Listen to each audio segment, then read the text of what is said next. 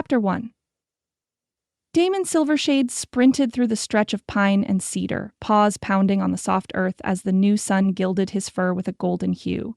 In wolf form, he relished the crisp air filling his lungs. This early run was his ritual, a moment to savor the unity between nature and beast.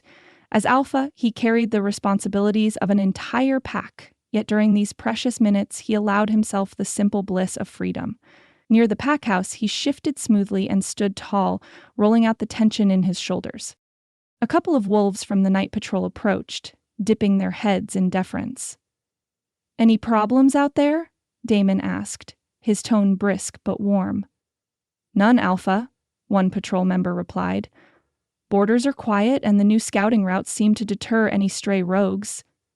"Good," Damon said, offering a nod. "Grab some breakfast before you crash." Sunshine streamed into the large, rustic building they called home. Thick beams, hewn from nearby trees, supported the lodge-like structure. Inside, the clatter of plates mixed with easy laughter, a comforting blend of family and camaraderie. The sense of sizzling bacon and fresh coffee made Damon's stomach rumble in anticipation. He spotted Seraphina stormbound at the far end of the main room, even from across the space. His heart kicked at the sight of her.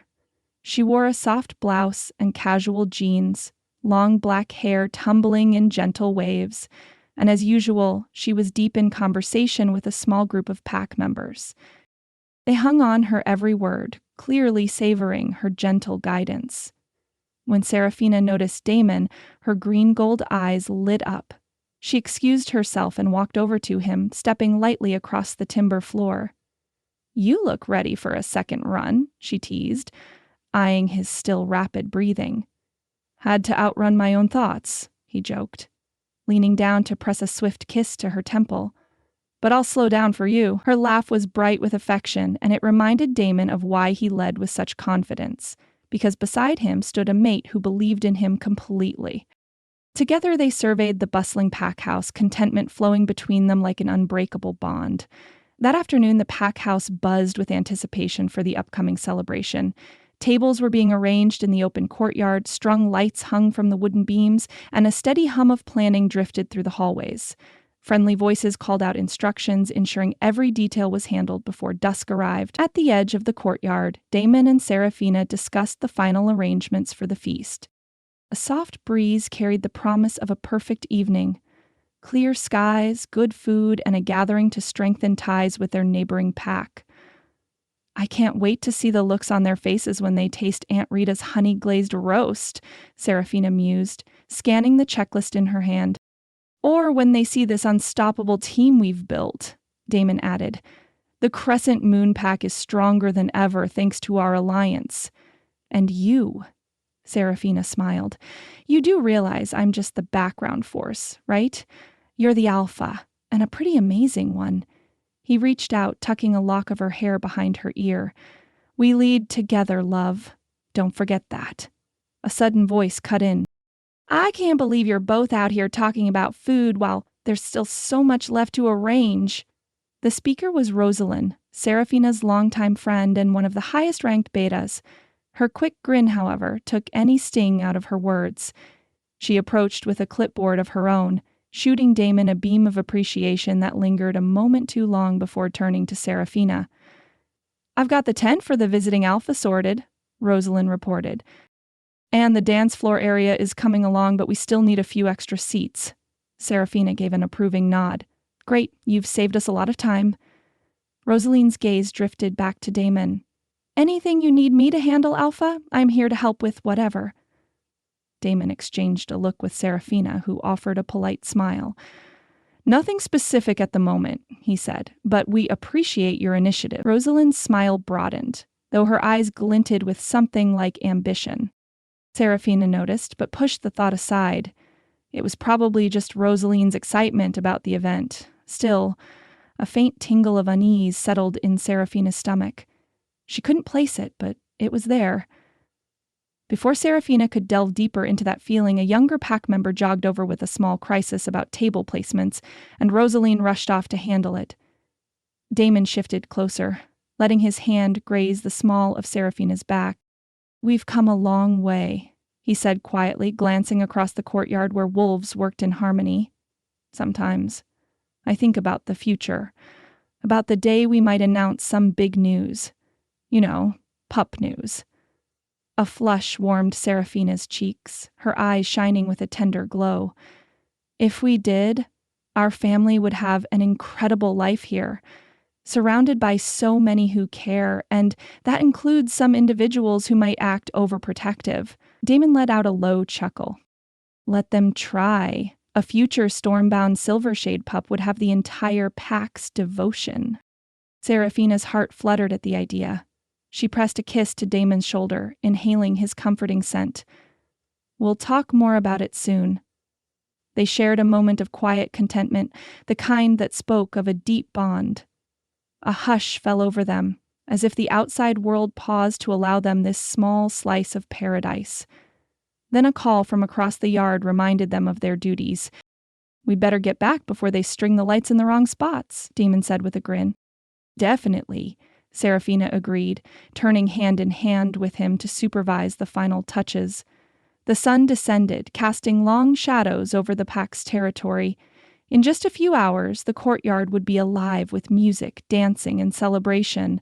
For now, Damon and Seraphina shared a comforting sense of optimism, unaware that, in the nights to come, their unshakable union would face more challenges than they ever imagined. Torches lined the courtyard, flames dancing gracefully in the evening air. Music drifted among tables laden with roasted meats, fresh bread, and fragrant fruit. The Crescent Moon pack moved as one, sharing laughter, clinking glasses, and greeting guests with warm smiles. It was a celebration of peace and unity, an event to honor the treaty they'd recently secured with a neighboring pack. Seraphina stood with Damon at the center of it all, her hand tucked into the crook of his arm. Looking around, she felt a sweet rush of pride. Wolves in their finest attire spun in pairs, their steps syncopated to the drumbeat. Soft ribbons and lanterns hung overhead, casting an amber glow that made everything appear a little magical. "You've really outdone yourself," Damon said, leaning in so she could hear him over the music. "The entire pack helped," Seraphina replied, spotting the younger members darting about, offering sweet pastries to guests. "I just coordinated." He turned to face her. "I recognize your touch in the details, love." His voice held a teasing warmth, the sort that always made her heart feel lighter. Before she could respond, a figure stepped between them. Rosalind. The beta flashed an eager grin at Damon. "Alpha, one of the elders has a question about seating arrangements. Do you have a minute?" She paused, glancing at Seraphina. "Oh, sorry to interrupt. Everything going well for you, Sarah?" Caught off guard by the intrusion, Seraphina forced a polite nod. "It's fine. Damon, I'll be right over by the refreshments when you're done." Their eyes locked in a silent exchange. Damon's brow creased with unspoken apology, but he turned to follow Rosalind. For the rest of the opening ceremony, Seraphina noticed that Rosalind stayed very close to him. Every time Seraphina considered pulling Damon aside, Rosalind somehow managed to steer him elsewhere, meeting visitors, checking on decorations, or answering trivial questions. An uneasy feeling settled at the back of Seraphina's mind. Rosalind's eyes flicked over to the pack's shaman, who lingered near the edge of the gathering. He was an older man with sharp features, and though his expression revealed little, there was a tense set to his shoulders whenever Rosalind approached. Seraphina tried to shrug off the apprehension, telling herself that Rosalind simply wanted to make sure the celebration ran smoothly. Yet there was an unspoken tension in the air, and Seraphina couldn't help wondering if it was more than standard party stress. Still, the rest of the pack seemed oblivious to any drama. Couples laughed as they spun in circles, elders shared toasts, and children raced around chasing the glowing fireflies. Damon eventually found his way back to Seraphina, brushing a kiss across her cheek. "Everything okay?" he asked softly. "Yes, I think so." She decided not to mar the evening with her suspicions. "Let's just enjoy tonight." He rested a hand on the small of her back, guiding her toward the musicians. With a sigh of relief, she melted into his embrace for a dance, their steps in perfect sync, hearts beating in tandem. Rosalind's watchful stare remained, though, a detail that lingered at the edge of Seraphina's awareness. As the night progressed, the crowd began to thin. Children nodded off, carried away by parents, while the older wolves continued to chat over the last plates of food. The moon cast a gentle glow across the courtyard, highlighting patches of grass where a few stragglers slow danced to quieter tunes. Serafina excused herself to fetch a pitcher of lemonade from the packhouse kitchen. On her way, she passed a narrow corridor leading toward the shaman's small chamber. Voices caught her ear, low, urgent tones. She paused, turning her head just enough to pick out Rosalind's distinct accent. "It has to be done soon," Rosalind said. The shaman's reply was muffled, but she heard the words, "vial of herbs." "Yes, those. I need them," Rosalind insisted. "Don't fail me. I'm counting on—" A floorboard creaked under Serafina's foot. She inhaled sharply as Rosalind stopped speaking. The beta peered around the corner, tension in her posture, but her expression flipped into something casual when she recognized Serafina. "Oh, I was just getting some healing herbs for a minor cough," Rosalind blurted, gesturing vaguely at the door behind her. "You know, the shaman, always so protective of his stash." Serafina managed a smile, though her pulse beat faster. "Of course. Are you feeling under the weather?" "Nothing serious," Rosalind replied breezily. "Just a precaution. I'll see you out there, okay?" Rosaline brushed past Serafina, heading back toward the courtyard. The shaman remained out of sight, the door closed. Serafina stood in the corridor for several moments, sorting through what she'd heard. She couldn't remember a time when Rosaline had kept anything from her, yet the beta clearly didn't want her overhearing that conversation. Shaking off the creeping unease, Serafina rationalized that Rosalind had every right to speak privately with the shaman. Maybe it really was for some mild health concern. She forced herself to move along, retrieving the lemonade and joining the last part of the celebration.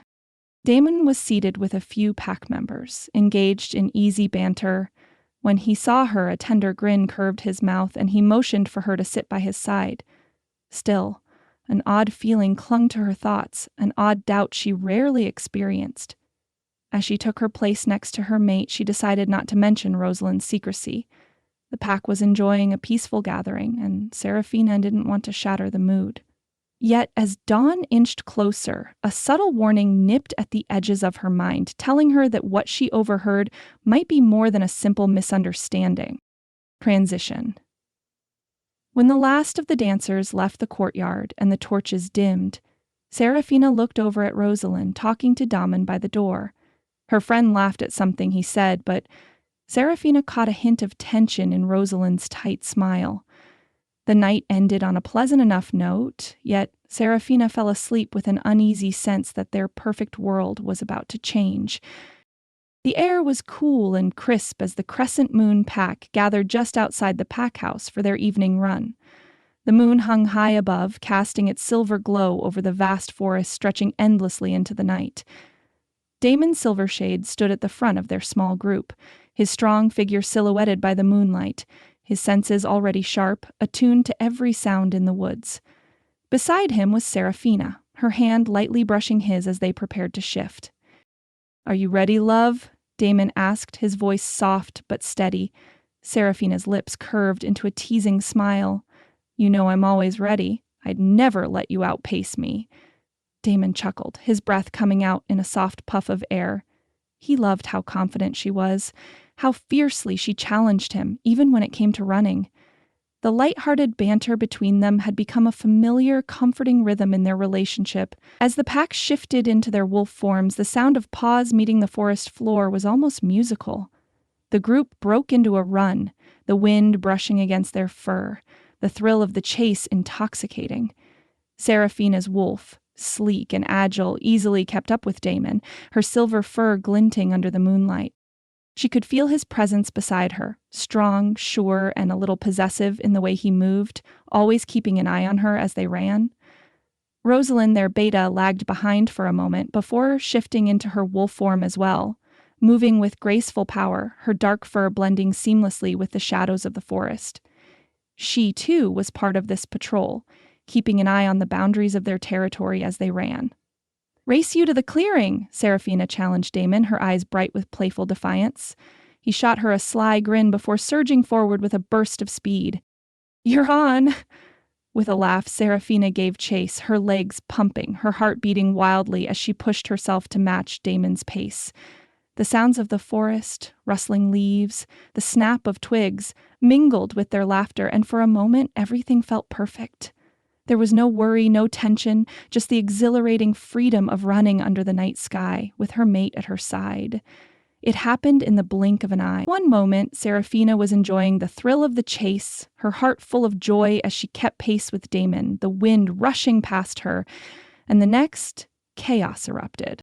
A guttural growl split the night air, sending a jolt of unease through her. Damon's body went rigid, and Serafina immediately shifted her focus, her senses sharpening.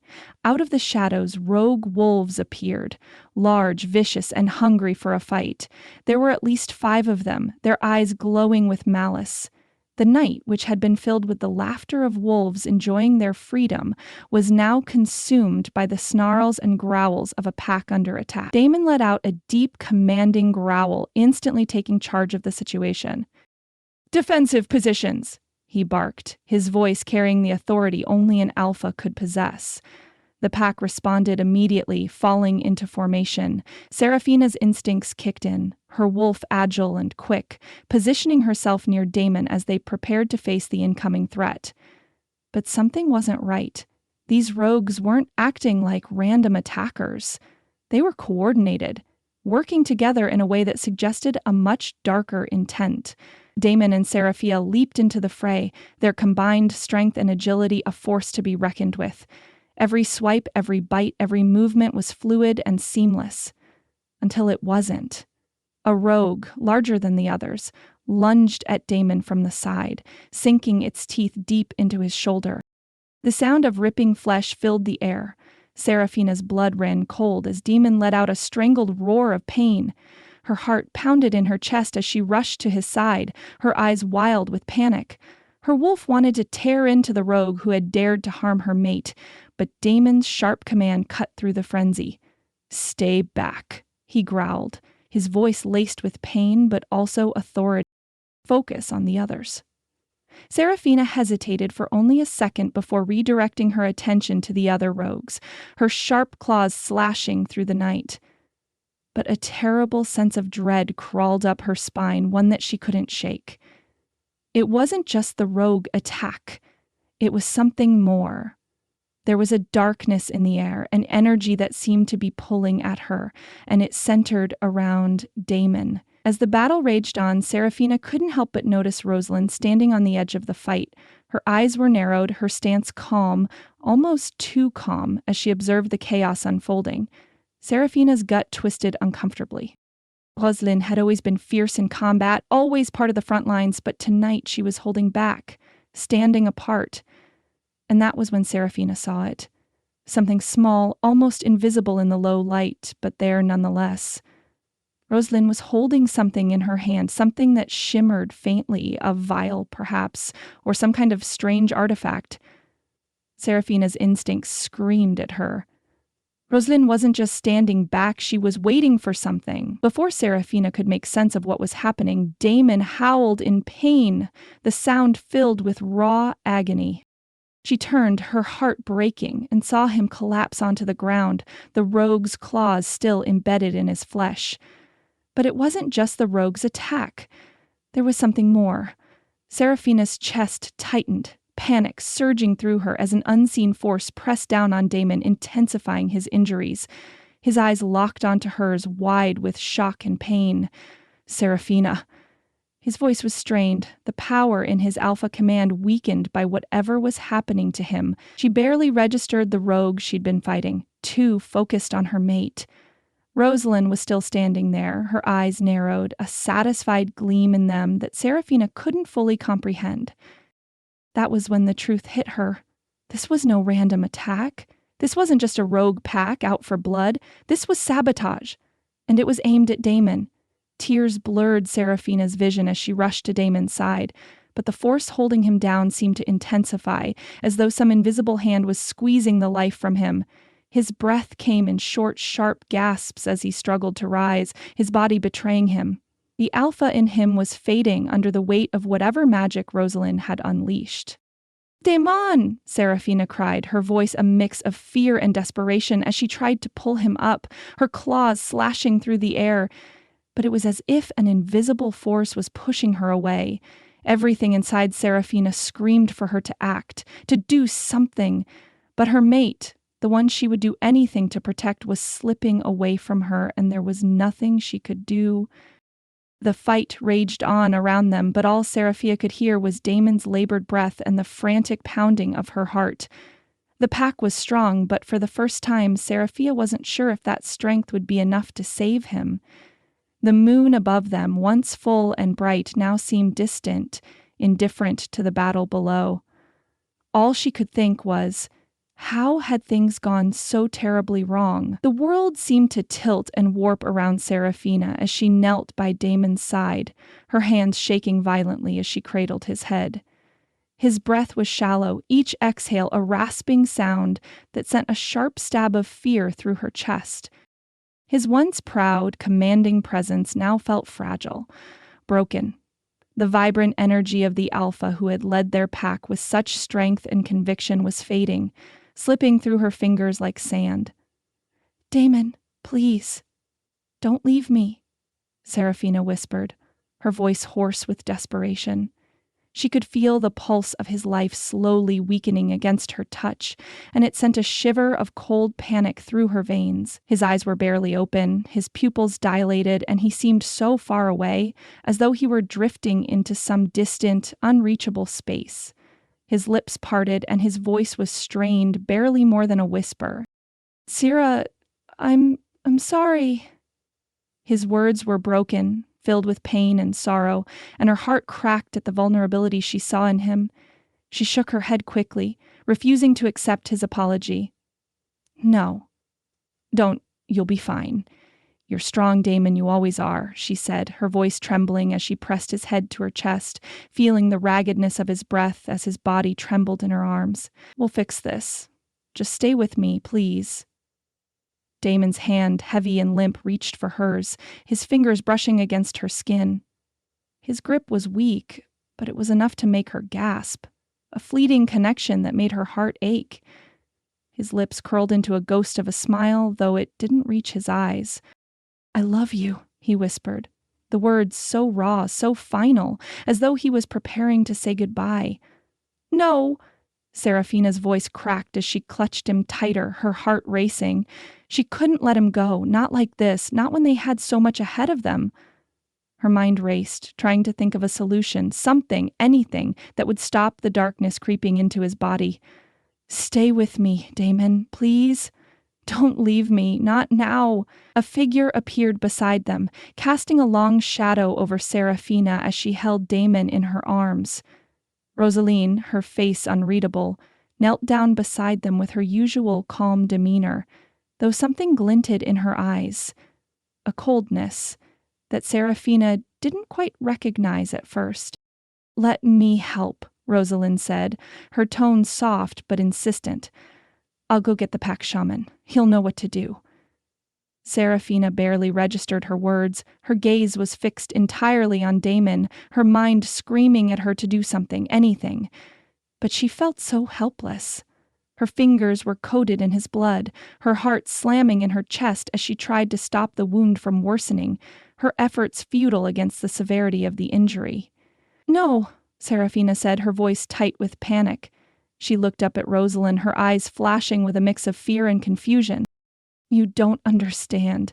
I can't lose him. I can't." Rosalie's expression softened, her hand coming to rest on Serafina's arm in a gesture that was almost too gentle. "I'll be quick," she said, her voice smooth, her eyes flickering briefly to the shaman's quarters in the distance. "You can't help him like this. I'll bring him back, I promise." Serafina wanted to scream at her, to tell her to stay away, to demand that she be the one to help, but the sight of Damon's crumpled form in her arms, the terrible weight of helplessness pressing down on her, made her freeze. There was a part of her that knew Rosalind's offer was the only option, but it still felt like a betrayal. Why wasn't she standing with them? Why was she leaving them now? Rosalind stood up and started walking toward the pack house, her movements efficient and measured. Serafina watched her, her throat tight with an emotion she couldn't name. Was it relief or something else?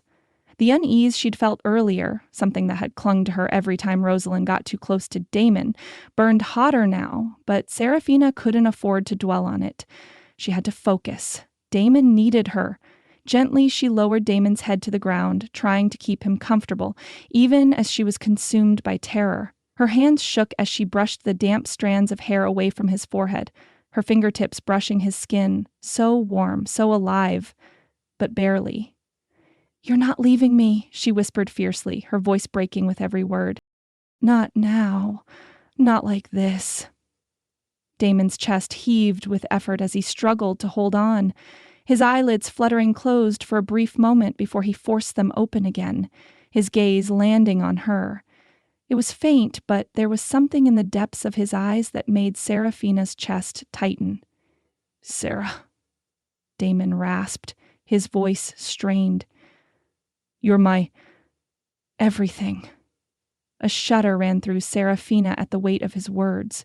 She leaned down to kiss his forehead, pressing her lips to his skin as tears filled her eyes. "And you're mine. You'll stay with me. I won't let you go. I can't." The sound of hurried footsteps reached her ears, followed by the familiar shape of Rosalind returning with the pack shaman in tow.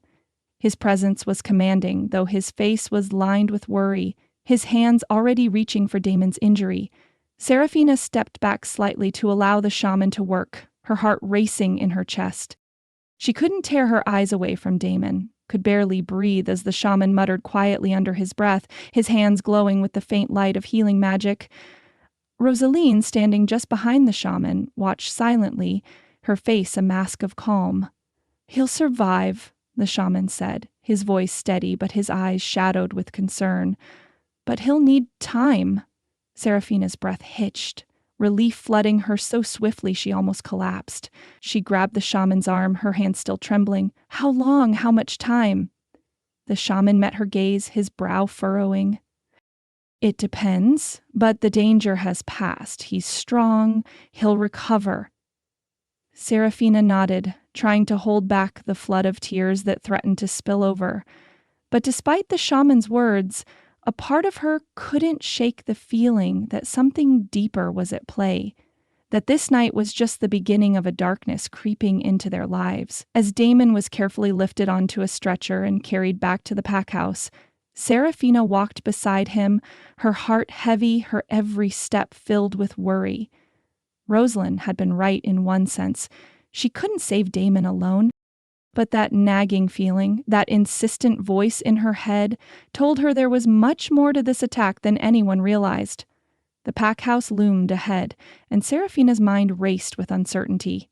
Her mate's survival was all that mattered now, but she couldn't shake the sense that the calm before the storm was ending, and the storm that was coming would test them all in ways they couldn't yet imagine. The scent of herbs and incense was thick in the air as Serafina paced anxiously beside Damon's bed, her heart pounding in her chest. The small healing chamber, normally filled with calm and quiet, was alive with tension.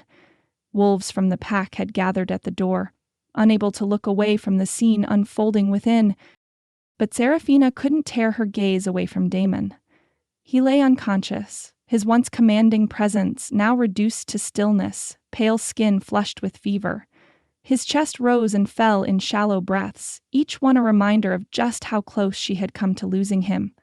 His dark hair, damp from sweat, clung to his forehead, and his clothes were removed to reveal the ugly gash across his shoulder, a wound so deep, so brutal, it seemed impossible that he was even still alive. But he was, and she wouldn't leave his side. Not for anything. Not even for a moment. Her hand trembled as she reached for his, carefully brushing his fingers with hers. His skin felt warm against her palm, and for a split second it comforted her, until she realized just how warm he truly was. The fever was high, his body struggling to heal itself, and she couldn't stop the terror creeping up her spine. "Damon, please," she whispered, her voice barely more than a breath. Please, wake up, I need you." The shaman, an elderly wolf with years of experience, hovered over Damon, his hands glowing with the soft light of healing magic. His brow was furrowed in concentration as he chanted softly, trying to mend the injury with magic that had helped countless pack members in the past. But it wasn't enough. Damon's condition wasn't just physical. It was as if something deeper was holding him captive. Seraphina's heart clenched with every word of the shaman's chant, her mind racing with fear. She felt so helpless, watching him work so desperately and yet seeing no progress. She could feel the seconds dragging by like hours, each one heavier than the last. Her gaze flicked to Rosalind, who was standing near the door, her arms crossed in a stance that seemed more guarded than concerned. She'd been hovering around Damon's bed, her eyes soft, her voice quiet, as she offered her support. But Seraphina had always known Rosalind too well. And this was different. Rosalind caught Seraphina's gaze and offered a small, reassuring smile that didn't quite reach her eye. It was the same smile she always wore when pretending to care, pretending to be a friend. But there was something about the way she stood there, the way she kept glancing at Damon with that calculating look in her eyes, that made Seraphina's pulse spike in warning. Seraphina gritted her teeth but kept her focus on Damon. Is he going to make it?" she asked the shaman, her voice tight with a fear she couldn't hide. The shaman's gaze flickered to her, and for the briefest moment Seraphina could see the weight of his own worry in his eyes. "He's strong," he said softly, but there was an edge to his tone that made Seraphina's stomach drop. "But this injury is different. Something is hindering his healing. The magic... It's as if something is suppressing his strength." A sickening chill ran through Seraphina, and her eyes snapped to Rosalind once again. Rosalind wasn't even pretending to hide the satisfaction in her expression now. Her gaze lingered just a little too long on Damon's still form before quickly darting away. She looked at the shaman and gave a subtle nod. One so slight, so imperceptible to anyone else. But Seraphina... A warning bell rang in Seraphina's mind. Her stomach churned. What was Rosalind doing? Before Seraphina could voice her suspicions, Rosalind walked over, her movements deliberate and careful, as though she were trying to comfort Seraphina in her own way. "He'll wake up soon," Rosalind said, her voice soft but strangely detached. "The shaman's magic will help him. Just give him time." Seraphina couldn't respond. She wasn't sure if she wanted to speak at all. Her emotions were a tangled mess, and her trust in Rosalind had been steadily eroding since the moment she'd sensed something was off. It wasn't just the way Rosalind had acted earlier, during the rogue attack. It was everything. The way she always found her way near Damon. The way she watched him like she was waiting for something. Seraphina's hand gripped Damon's tighter. She would never let him go, not like this, not when they had a future to build. "You've been standing there long enough," Seraphina finally said, her voice low but pointed. "If you're so sure Damon will be fine, then maybe you should let him have the peace to recover."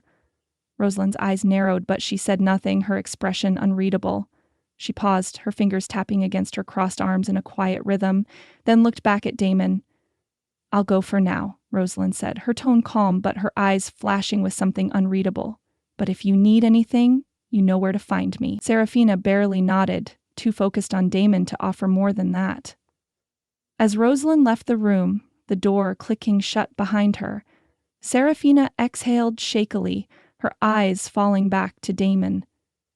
Her gaze softened as she looked at him again, her fingers brushing through his hair with tender care, pushing the damp strands away from his forehead. "Come back to me, Damon," Seraphina whispered, her voice breaking slightly. "I need you more than anything. You have to come back. You're my everything." Damon's body trembled slightly in response, his chest rising and falling with slow, labored breaths. His skin was burning with fever, and Seraphina could feel the weight of the moment pressing in on her. She would not lose him. She couldn't. A weak groan passed Damon's lips, and Seraphina's heart skipped a beat as his eyes fluttered open. He looked disoriented at first, his gaze hazy, but then his eyes found hers. The moment their gazes locked, something in Seraphina's chest finally loosened. The bond between them was there, alive and undeniable, and even though he was weak, even though he could barely hold on to consciousness, there was still that unshakable connection between them. "Seraphina," Damon rasped, his voice hoarse with exhaustion. I'm here. I'm not leaving you." Tears welled up in Seraphina's eyes, and she leaned down to press her forehead against his, her breath coming in shaky gasps.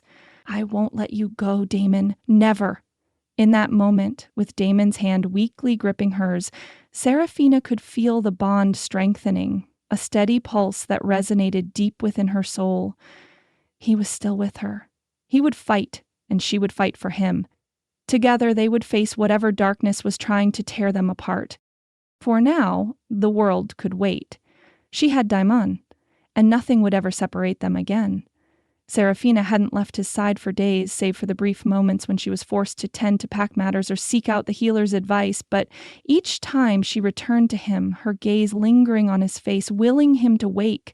And now, finally, he was. The sound of his shallow breaths was the first thing Seraphina noticed as she sat beside Diamond's bed, her fingers lightly resting on his hand. Her heart was already racing with hope, the flutter of her pulse quickening as she watched him stir. He moaned softly, his brow furrowing as his lashes fluttered. For a moment it felt like the world itself held its breath, and then, slowly, his eyes cracked open. Seraphina leaned forward, her heart leaping into her throat. "Damon? Damon, it's me," she whispered urgently, her voice trembling with emotion. His eyes, the stormy gray that she'd spent so many mornings waking up to, were confused, distant. A hollow ache pierced her chest at the way he looked at her, as though he knew he should recognize her but couldn't quite place her. His gaze moved over her face, searching, before meeting her eyes again, but there was no recognition there. Only uncertainty. "Who are you?" His voice was rough, raw with the remnants of unconsciousness, and it shattered Seraphina's heart.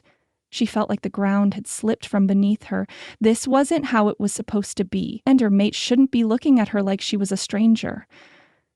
She reached for him instinctively, her fingers trembling as they brushed his cheek. "I'm Seraphina," she said, her voice barely a whisper as she searched his eyes, begging for some sign that he remembered her, that he knew her, that he felt the bond between them. "You're Luna, your mate. We've been together for so long. Damon, please, it's me." His brow furrowed as he turned his head slightly, his gaze moving over her with the kind of scrutiny that made Seraphina's heart ache even more. The faintest hint of frustration began to seep into his expression. I don't know you." Seraphina's breath caught in her throat. No, this wasn't happening. This couldn't be happening. She had spent days by his side, talking to him, praying for him to wake up. She'd held on to the hope that when he opened his eyes, he would see her and they would pick up where they had left off. But now, everything felt like it was slipping through her fingers. "Damon, you do know me," she insisted, her voice rising in desperation. "I'm your mate. I'm Seraphina, your Luna. Don't you remember our bond, our connection?" His eyes darted to her lips, then back to her eyes, and he seemed to be struggling, trying to find something, anything that would trigger recognition. He was silent for a long moment, and Seraphina could see the tension building in his jaw, the confusion clouding his expression.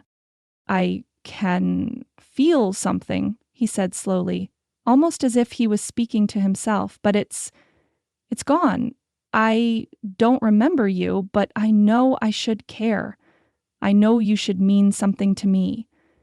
His hand twitched, and for a second Seraphina thought he might reach for her. Instead, he clenched his fist, frustration darkening his features. "Why can't I remember?" Seraphina's world tilted as she held his gaze. His words were a blade to her heart. The desperation in his voice, the utter confusion, cut deeper than anything she had felt before. This wasn't just amnesia. This was something more. A fracture in their bond. A break in the connection that had always been so undeniable. Her heart shattered, her breath ragged, and she quickly covered her face with her hands, willing herself to breathe. She could feel the sting of tears in her eyes, but she didn't let them fall. Not yet. Not when she still had a chance to fix this. Damon, you do love me. You do. Please. The words spilled from her lips in a desperate, choking rush. We've laughed together, fought together, made a future together. Don't you remember?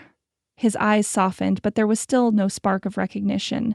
He stared at her as if she were a riddle he couldn't solve, and it broke her all over again. The bond they had shared, the love that had flowed so freely between them, felt like a distant memory now, one he couldn't touch, couldn't reach. I can't remember, Damon said, his voice rougher now as the frustration mounted. It's all gone.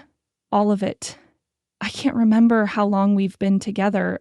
I can't even remember how it felt to love you. The last words were like a blow, and Serafina staggered back, her hands falling to her lap. The aching void left in the wake of his admission was overwhelming. She had been prepared for him to be weak, for him to need time to heal, but this emptiness? She wasn't prepared for this. Her Damon was lost to her. The silence stretched between them, thick and suffocating. She reached for him again, her fingers brushing his hand, her touch a desperate plea. He didn't pull away, but the tension in his face told her all she needed to know. He didn't know her. He didn't remember her. And the bond they had once shared, the one that had felt like an undeniable truth, was now fractured, split into pieces she couldn't repair. Not right now. She took a shaky breath, trying to compose herself, but the tears she had been holding back finally spilled over, her shoulders shaking with the weight of her heartbreak. I'm still here, she whispered, her voice breaking. I'm still your mate, Damon. I will wait for you. I will help you remember. Damon's eyes softened at the sound of her words, but it was no longer the deep, knowing affection she was used to. It was pity. His hand gently closed around hers, a weak grip that wasn't the possessive, protective hold he'd always given her before. I don't want to hurt you, he said softly. I just don't know you. And there it was, the bitter truth. Serafina wiped her tears away, forcing a smile that didn't quite reach her eyes. She would fight for him. She would fight for them. But for now, she had to accept this reality. That the Damon she loved, the Damon who was hers, was gone. The road ahead would be harder than anything she had ever faced. But she would wait. She would fight. Because he was her mate and she knew deep down, he would find his way back to her, even if it took everything she had.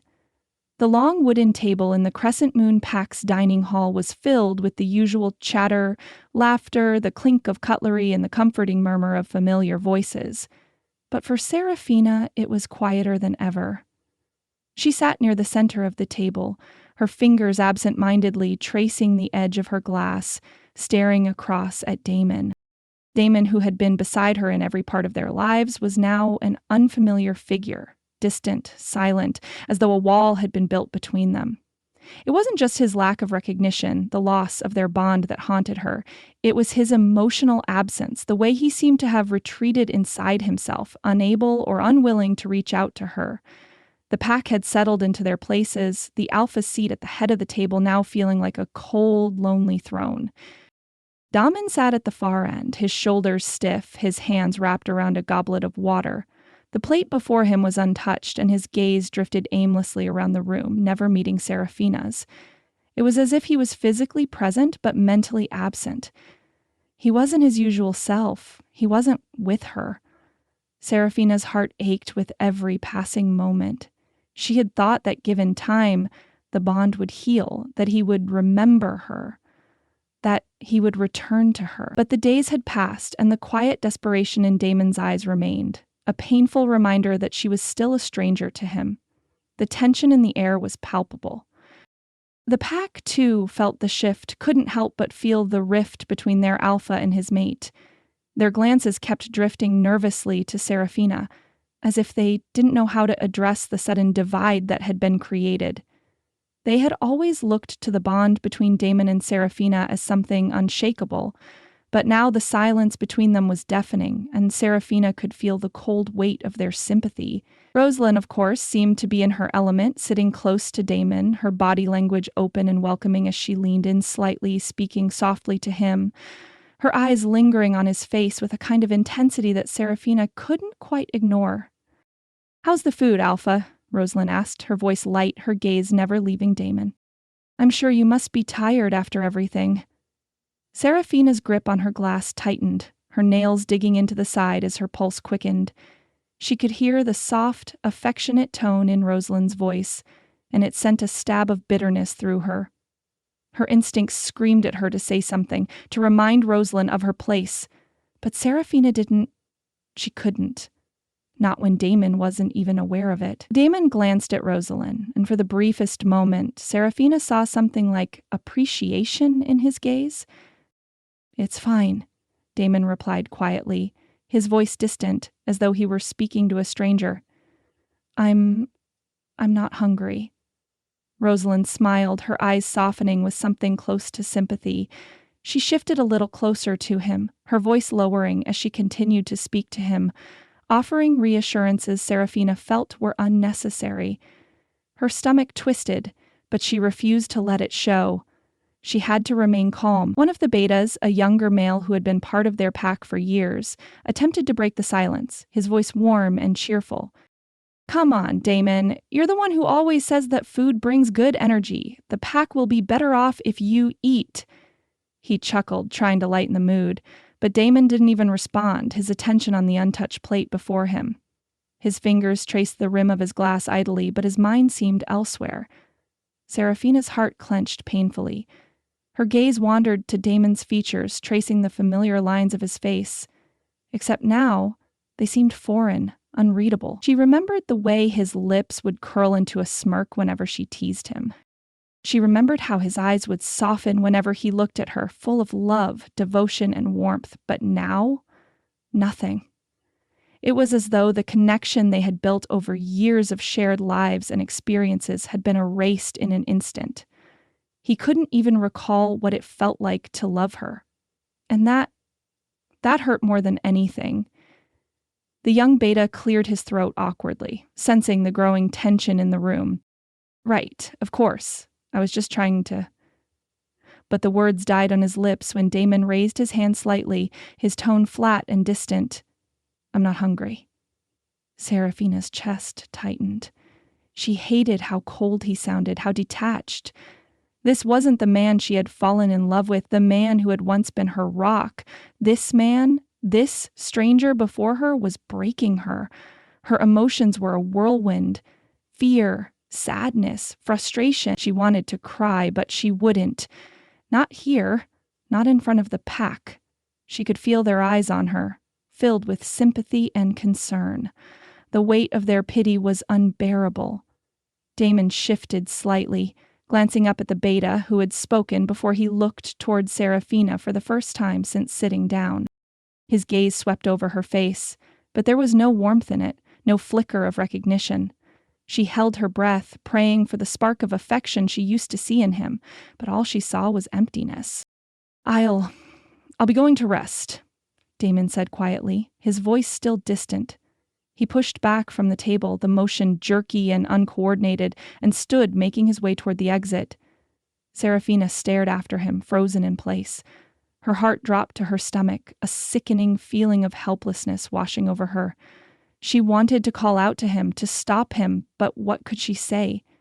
How could she bring him back when he didn't even recognize her? Rosaline's eyes followed Damon as he left, but then, as if sensing Serafina's stare, she turned slowly, her expression carefully neutral. "They'll come around, Serafina," Rosalind said softly, almost too softly, as though it were something she had been rehearsing. "Just give him time. He's been through a lot." The words stung, but Serafina didn't respond. Instead, she let her gaze fall to the empty plate before her. She couldn't even bring herself to eat. The weight of the distance between her and Damon was suffocating, and she couldn't shake the feeling that the pack was beginning to draw away from her, too. Their concern was palpable, but it was almost like they saw her as broken, as if she was somehow responsible for the rift between them. Her grip tightened around the edge of the table, but she didn't say anything. What could she say? The truth was too raw, too painful. The evening continued around her, laughter, conversation, the clinking of dishes. But Serafina felt like an outsider in her own home. Her mate was slipping away, and there was nothing she could do to stop it. The cool evening air wrapped around Serafina as she led Damon through the quiet path just outside the pack house. It was a familiar route, one that Damon had often walked with her. The trees towered above them, their leaves rustling gently in the breeze, and the sky overhead was beginning to shift into hues of pink and purple. The setting sun painted the landscape in soft, romantic colors, but it didn't make Serafina's heart any less heavy. She had planned this walk for hours, hoping it would help him remember. This spot, this very tree, held too many memories. Memories of the day Damon had confessed his love for her. She'd been nervous back then, unsure of how he felt, but he had kissed her, pulling her into the warmth of his arms, his words steady and full of certainty. Now those memories felt like a distant dream, slipping through her fingers.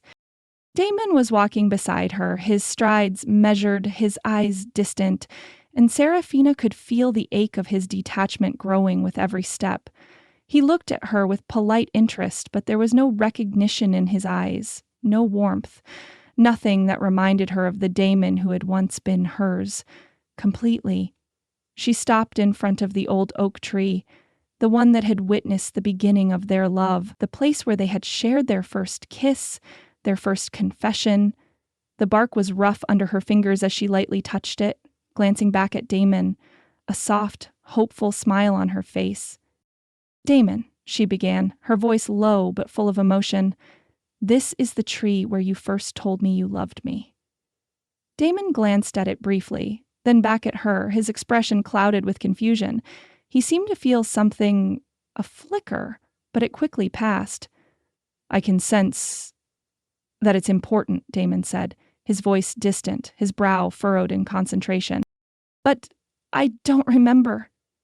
Serafina's chest tightened, but she pushed past the pain. This was their moment, the moment she had been praying for, hoping for. She stepped closer, gently placing her hand on his arm. "We sat here," she continued softly, her eyes holding his. "You told me how much you loved me, how you'd never leave me. And I knew then, in my heart, that I was meant to be with you. Always." Damon stiffened, his jaw clenching. His hand went to his temple, and for a brief moment his eyes closed in what seemed like discomfort. I want to remember. I do, but it's like there's a wall blocking it," Damon said, the frustration clear in his voice. He winced, as though the effort to recall was causing him physical pain. "It hurts. It feels wrong." Serafina reached out instinctively, her hand brushing against his chest. "Damon, it's okay. We'll get through this. You'll remember. I know you will." But his eyes shot open again, his hand dropping to his side. The pain had passed, but the wall in his eyes remained. The connection between them was there, but it was faint, fragile. "I can't keep doing this, Sarah," Damon said, his voice strained. "Every time I try, it feels like my mind is tearing itself apart. I don't know how much more of this I can take." Serafina's heart splintered at his words. Her eyes burned with the tears she was holding back. She had been so hopeful, so certain that this would work, but now she saw the truth in his eyes. He was terrified that reaching for his memories would break him further, that the effort would cause more pain than he could bear. Before she could respond, a figure approached from the trees, a familiar presence. Rosalind. Serafina's gut tightened, but she pushed the emotion down. Rosalind had been there for Damon, had been his quiet support while he'd been recovering. But Serafina couldn't shake the feeling that there was something more to Rosalind's concern, something that went deeper than friendship. Rosalind stopped beside them, her expression soft, but there was a glint in her eyes that made Serafina wary. "I told you," Rosalind said gently to Damon. "Pushing yourself too hard might hurt you more. You need rest, not these painful attempts to recall memories." Serafina's breath hitched, her stomach twisting. She watched as Rosalind's hand brushed against Damon's arm in a gesture that felt far too intimate, too familiar. Damon didn't pull away, his posture stiffening slightly, but not enough to indicate discomfort. "She's right, Damon," Rosalind continued, her voice laced with the same softness that had been present earlier when Serafina was in the room. "You don't have to force it. You can take your time. You don't need to remember right now." She turned her eyes to Serafina, and there was something in her gaze, something almost possessive. "Maybe it's best if you let him rest and stop pushing him." Serafina's pulse quickened, but she held her ground. Her eyes met Damon's, searching for any sign that he was still there, that the Damon she loved was still somewhere deep inside. But all she saw was uncertainty, fear, and the lingering pain that had been caused by whatever dark force had blocked his memories. Damon shifted uncomfortably under Rosaline's touch, his gaze moving between the two women, and then he finally looked back at Serafina, his expression apologetic, resigned. I think Rosaline is right. I don't want to hurt myself anymore." He paused, then added, "I don't want to hurt you either." A crushing silence settled between them. Serafina felt a lump in her throat, the ache in her chest intensifying. She wasn't enough. That was what his words felt like, though he hadn't meant them that way. He wasn't ready for her. He couldn't remember her love, their life together, and it hurt too much to force it. Rosalind was right, he needed space. But the cold void between them had grown, and Serafina felt it stretching, pulling her further and further away from the man she loved. "I'm sorry," Damon said again, his voice tight. "I need to go." And just like that, he turned away, walking slowly, as if the weight of the world was too much for him. Rosalind gave Serafina one last look, her eyes lingering just a bit too long before following Damon with a careful distance. Serafina stood there, alone beneath the tree that had once marked the beginning of her happiness. The night air seemed colder now, as if the very stars above her were witnessing the fracture of something she had once thought unbreakable. She pressed her hand to her chest, the ache nearly unbearable, but her resolve hardened in the quiet of the forest. She wasn't giving up. Something darker was at play, something that was trying to tear them apart, and she wasn't going to let that happen, not without a fight. She would fight for Damon, for them, even if it meant standing alone for now. The pack library was silent, save for the soft rustle of pages turning. Serafina sat hunched over an ancient text, the candlelight casting long shadows over the worn, leather-bound books that filled the shelves. The weight of her thoughts pressed down on her, making it harder to concentrate. Her mind was filled with endless questions. How had this happened to Damon? Why couldn't he remember her, their life together? And why did it feel like someone was keeping him from the truth? She skimmed through the pages, looking for anything that could explain the sudden fracture in their bond. But the more she read, the more frustrated she became. The texts were filled with healing spells, enchantments for mind-altering injuries, and various potions for everything from physical wounds to memory loss. Yet none of it offered the answers she desperately needed. There were hints of dark magic, but nothing definitive, nothing that could help her undo the damage. She closed the book with a frustrated sigh, her hands rubbing her temples.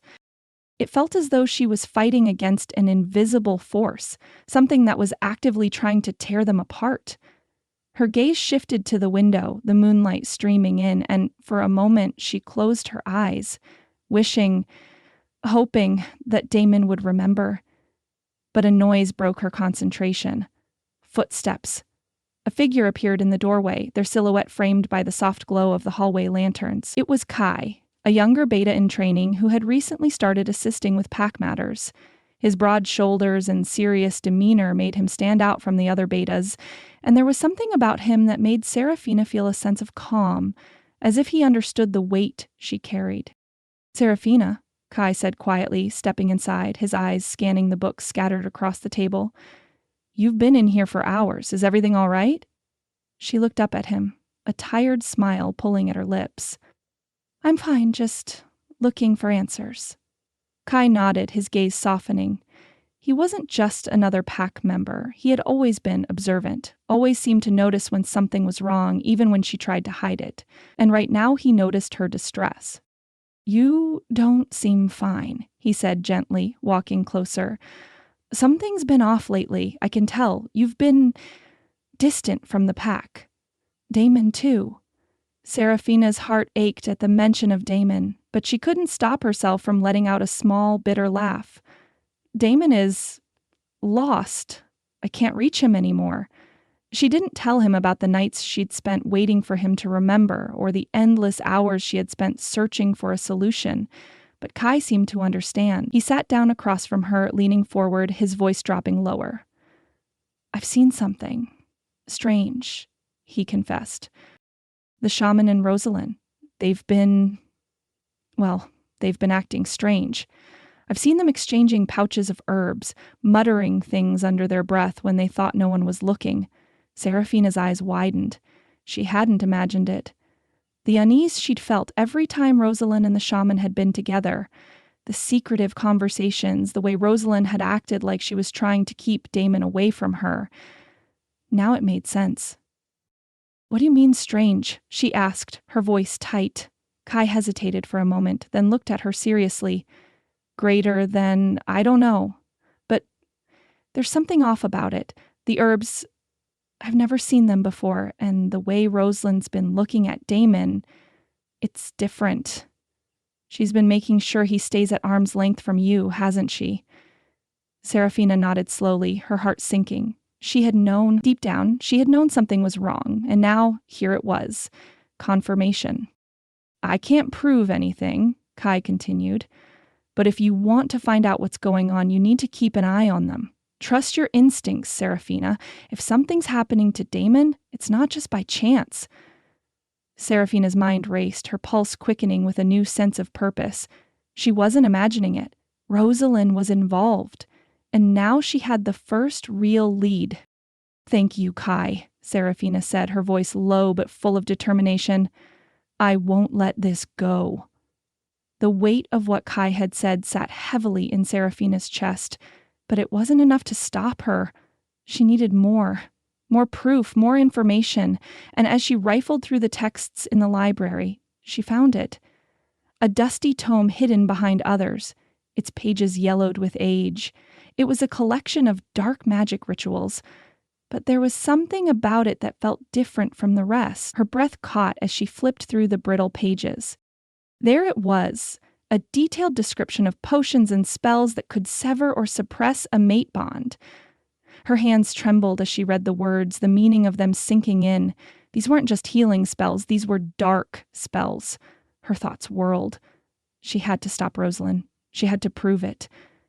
As she absorbed the information, a sharp sound broke through her focus, a light tapping at the door. Before Seraphina could react, Rosalind stepped inside, her smile practiced and cool.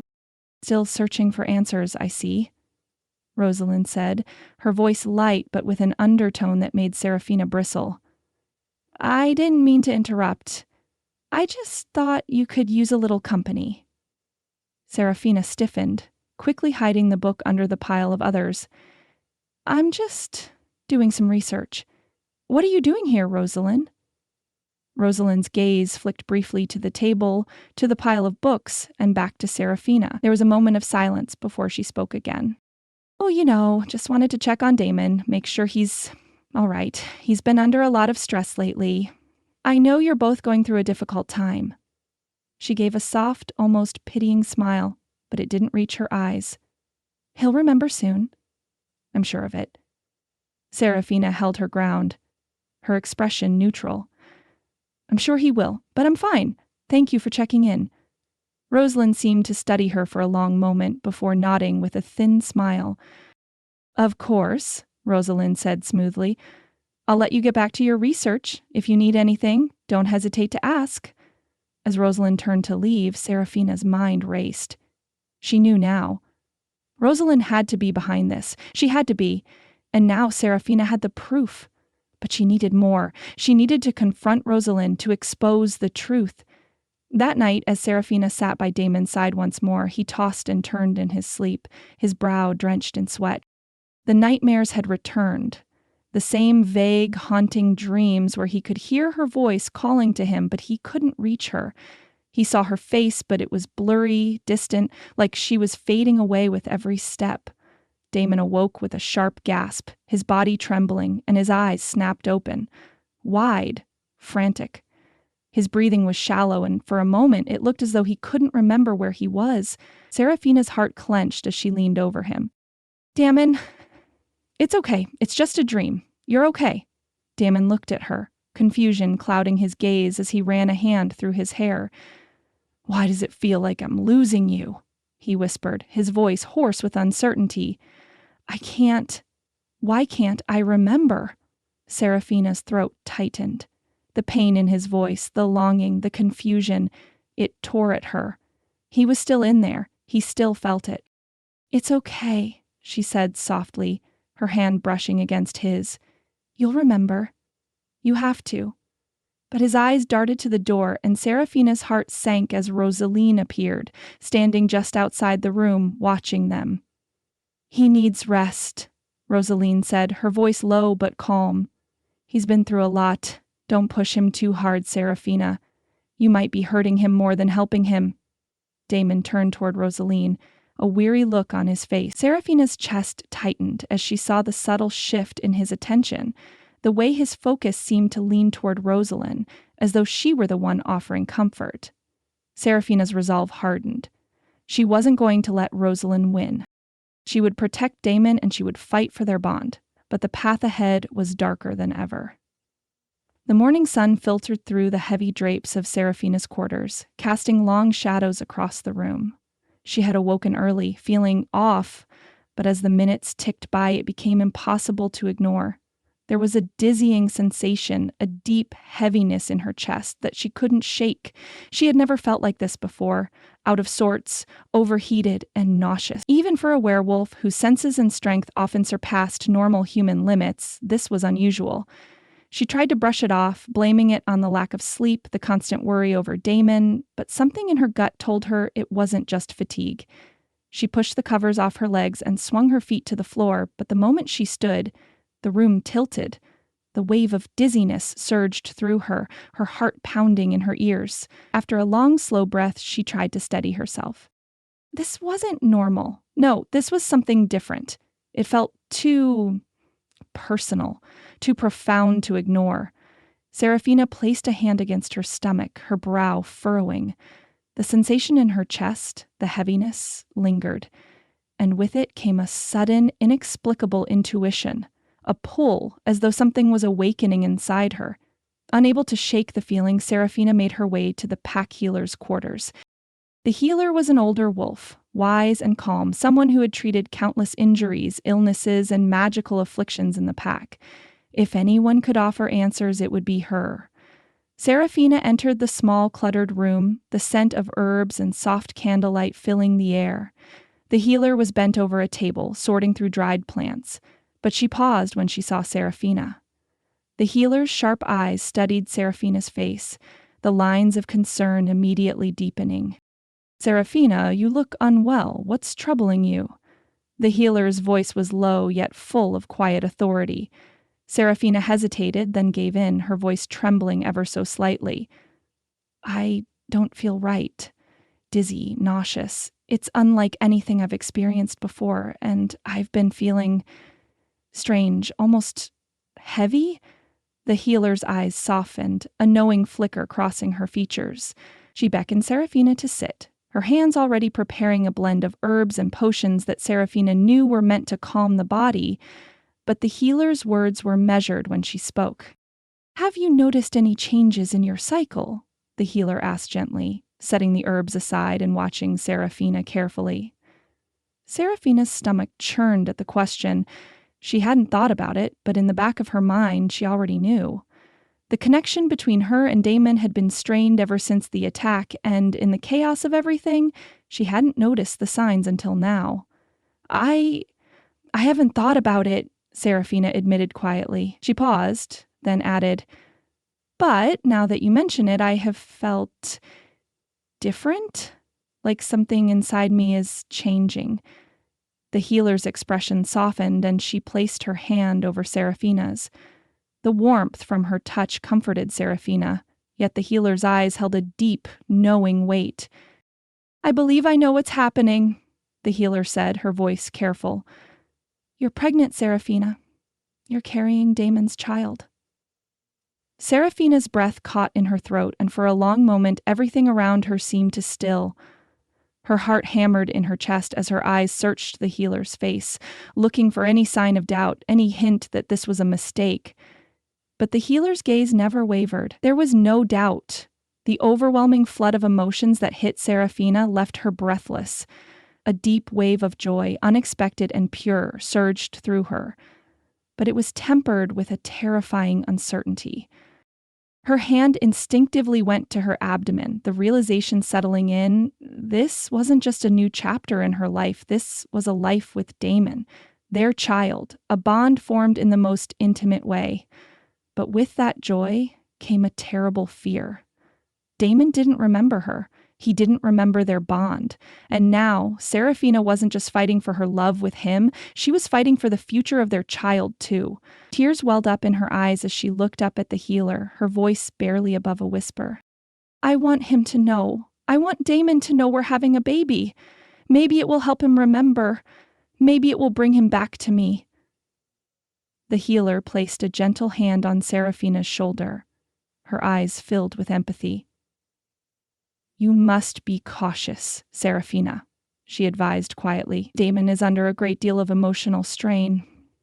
His memories are blocked, and any sudden shock to his system, anything that overwhelms him, could cause him more harm.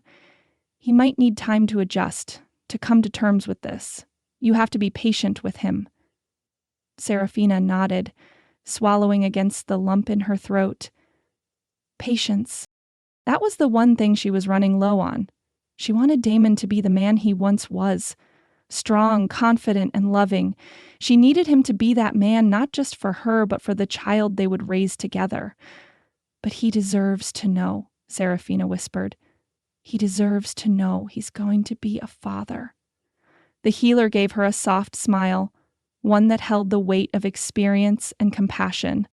"I know, and he will, but be gentle with him. This will take time.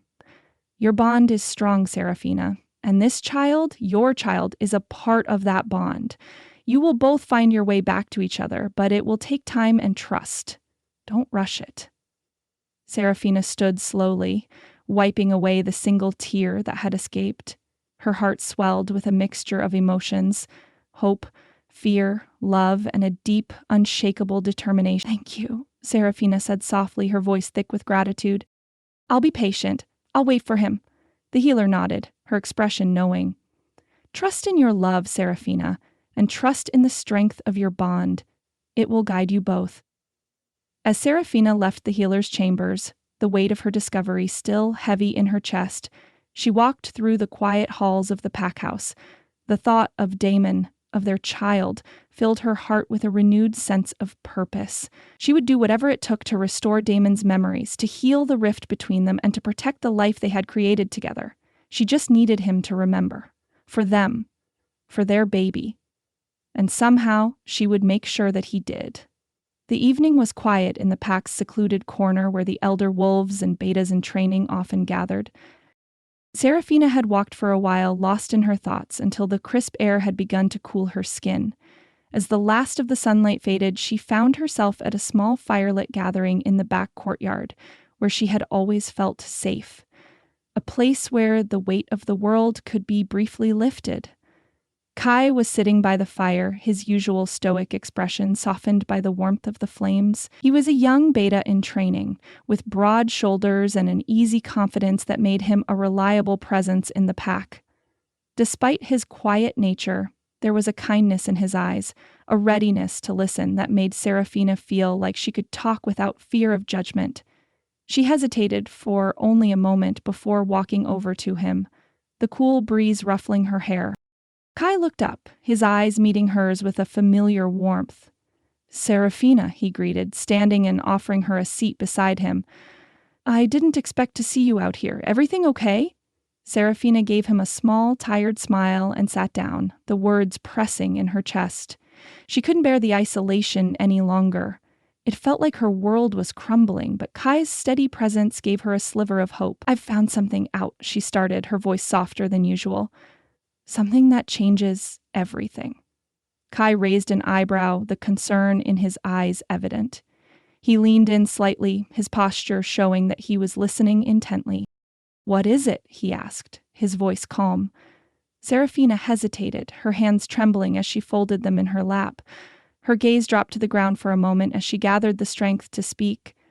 "I'm pregnant," she said quietly, the words hanging in the air like a fragile secret. "Damon's child. I've just found out." Kai's eyes widened in surprise, but there was no hesitation in his response. He leaned back slightly, his expression thoughtful but filled with genuine support. "That's incredible, Serafina," he said softly. "But I can see why you're worried with everything that's going on with Damon." She nodded, the weight of the situation pressing heavily on her. She had always dreamed of having a family with Damon, of growing old together and raising children. But now, with Damon lost to her, with Rosalind's manipulations threatening their bond, everything had become infinitely more complicated. "I can't let him stay like this," she whispered. "He's lost, and now I'm carrying his child. I need to bring him back. I need him to remember. But if Rosalind continues to keep him under her control, what happens to our child?" Kai's expression softened, his gaze steady and full of understanding. "The situation is delicate but not hopeless," he said gently. "I know you want to tell him. I can see how much it means to you, to both of you. But maybe it's not the right time yet. You don't want to overwhelm him more than he already is. If the bond between you is fractured, you need to find a way to rebuild it carefully. The bond that's between mates isn't something that can be forced, Serafina." She sighed, rubbing her temples in frustration. "I've tried everything, Kai. I don't want to keep this secret, but if he doesn't remember us, if he doesn't remember the love we shared, what's going to happen to our child?" Her voice wavered and she looked at him, her eyes filled with vulnerability. "What if this curse Rosalind has cast on him, it keeps us apart forever?" Kai's gaze was steady, unwavering. He placed a hand on her shoulder, his voice soft but firm. "You've already done more than most would. You've been patient. You've been here for him. You're doing everything you can to help him remember. Don't let fear stop you now. If this child is part of your bond, it will help lead you both back to each other. But you need to be careful, Serafina. It's not just your future that's at stake, it's the future of your child, too. You'll need to find a way to break Rosalind's hold without putting your family in more danger." Her heart thundered in her chest as Kai's words sank in. There was hope in his voice, a quiet strength that filled her with a new sense of resolve. He was right. She couldn't give up. Not now. "Thank you," she whispered, her throat tight with emotion. "I needed to hear that." Kai smiled, his hand squeezing her shoulder reassuringly. "Don't mention it. We're all here for you, Serafina. We'll make sure you both get through this." The next few days felt like a blur. Serafina spent most of her time contemplating how she could break through Damon's walls, how she could bring him back to her, back to their family. Every time she saw him, her heart ached, but she couldn't give up. She would fight for them, for their child. One evening, while the pack gathered for dinner, Serafina sat quietly at the table, pretending to eat, but her thoughts were elsewhere. Her fingers absently traced the edge of her plate, her mind racing with ideas, strategies. Damon had been more distant lately, his confusion deepening with each passing day, but she knew that something had to change. Across the room, Damon sat with Rosalind. His eyes seemed vacant, distant. He wasn't engaging with anyone, but Rosalind kept glancing at him with concern, a hand lightly brushing his arm whenever he shifted in his seat. Serafina couldn't tear her gaze away. There was something about the way Rosalind hovered over him, as though she was trying to keep him from returning to his old self. Serafina's fists clenched in frustration. Rosalind had to be stopped, but how? And what if Damon was too far gone? She couldn't bear the thought of raising their child alone without him. Rosalind noticed Serafina's gaze and gave her a cold smile. Her eyes sparkled with something unsettling, and for a moment, Serafina could swear there was something almost triumphant in Rosalind's expression. "You should eat more," Rosaline called across the room to Serafina, her voice dripping with feigned sweetness. "You look a little pale." Serafina forced herself to smile back, her lips curling into something thin and sharp. "I'm fine, Rosaline. Thank you for your concern." But Rosaline didn't look away. Her eyes locked onto Serafina's with an unspoken challenge, as though she knew exactly what Serafina was thinking, exactly what she was planning. Serafina's resolve solidified in that moment. No more running, no more hiding. She was going to take back her future. For her child. For Damon. Damon was still in there, and no matter how dark things became, she wasn't going to let him stay lost forever. As the evening went on, Serafina felt the weight of the tension in the room, but it didn't feel as heavy as before. The pack members around her whispered in hushed tones, but Serafina no longer felt alone. She had a new strength inside her, a new purpose. And though the path ahead was uncertain, one thing was clear. This was just the beginning. The tides were turning, and soon everything would change. The night was still and heavy with an unsettling silence.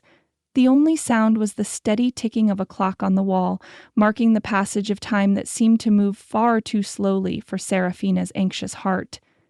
She sat by Damon's side, watching him sleep fitfully, her heart aching as she observed his troubled expression. The nightmares had returned. Damon's brow furrowed, his lips parted as if he were gasping for air. His body jerked beneath the covers, and then, with a strangled gasp, he shot upright, his chest rising and falling rapidly with panic. Sweat clung to his skin, making his usually dark hair damp and wild. He looked around, eyes wide with fear, his breathing erratic. Serafina immediately reached for him, her hand gently landing on his arm, but before she could speak, Damon shook his head, his hands clutching his temples, as if trying to make sense of the confusion in his mind. It's happening again," Damon muttered through gritted teeth, his voice thick with fear. Serafina's heart skipped a beat. She had seen him wake like this before, disturbed by dreams that seemed to haunt him even in his waking hours. The faceless woman that appeared in his nightmares had been a constant, calling his name, begging for his help. Yet when Damon awoke, he had no memory of her, no explanation for the terror in her cries. "Damon, you're safe now," Serafina said softly, her fingers brushing his damp hair away from his face. "It's just a nightmare. You're here, with me." He looked up at her, but his gaze was distant, as though something inside him was still fighting to break free, to remember. His eyes briefly flickered to hers before he looked away, an expression of frustration crossing his features. "I don't know what's real anymore," Damon admitted, his voice low, full of tension. "I keep dreaming about her, that woman, crying for me, and there's this pull. I feel like I'm supposed to do something, like I'm supposed to care, but I don't remember her. I don't know why she's so familiar, but it's like a weight I can't shake." Serafina's heart clenched with empathy. She had tried everything to break through to him, to remind him of their bond, but every time he looked at her, it felt like he was looking at a stranger. The distance between them had grown unbearable, and each of his fragmented memories only seemed to pull him further away. "It's okay, Damon. You're not alone," Serafina whispered, her fingers gently brushing his arm, her touch soothing. "You'll remember. I know you will. I'm right here by your side." But before Damon could respond, the door creaked open and Rosalind entered the room, her expression one of concern. She had been visiting Damon frequently, offering her quiet support during his recovery, but something about her presence always made Serafina uneasy. "Damon, you're shaking," Rosalind said softly, her voice almost a caress as she moved to his side. "These nightmares are taking their toll on you. I think it's time you take a break, let your mind rest." Serafina tensed, watching as Rosalind's hand gently placed itself on Damon's shoulder, her fingers tracing small, soothing circles. Damon closed his eyes, a sigh escaping his lips as if Rosalind's touch offered him the comfort he craved. It stung. Seeing him find peace in someone else's presence, when she had been the one to fight for him, to hold on. Damon turned toward Rosalind, his eyes clouded with confusion. "I just don't know what to think anymore," Damon said, his voice strained. "Everything feels so jumbled, like I'm being pulled in two directions." Rosalind's smile was soft, almost sympathetic, but Serafina saw the flicker of something deeper in her eyes. It wasn't just concern. It was something else, something calculated. "It's okay, Damon," Rosalind said, her voice as gentle as a whisper. "You don't need to figure it all out right now. I'm here for you. We're all here for you." Serafina's chest tightened. She stood up slowly, her eyes darting between Damon and Rosalind. The invisible barrier between her and Damon seemed to grow wider, and she couldn't help but feel like she was losing him to Rosalind's subtle influence. "I'll give you some space," Serafina said, her voice quiet but steady. "I'll be in the other room if you need me." Damon didn't respond, his gaze still fixed on Rosalind, and Serafina's heart shattered as she stepped away. She left the room, her mind spinning with doubts and fears. Was Rosalind the reason Damon couldn't remember? Was she somehow blocking him from the truth? The next morning, Serafina entered the pack's main hall, her face a mask of calm, despite the turmoil inside. Damon had barely spoken to her since the night before, and every time she tried to approach him, he seemed more distant, more withdrawn.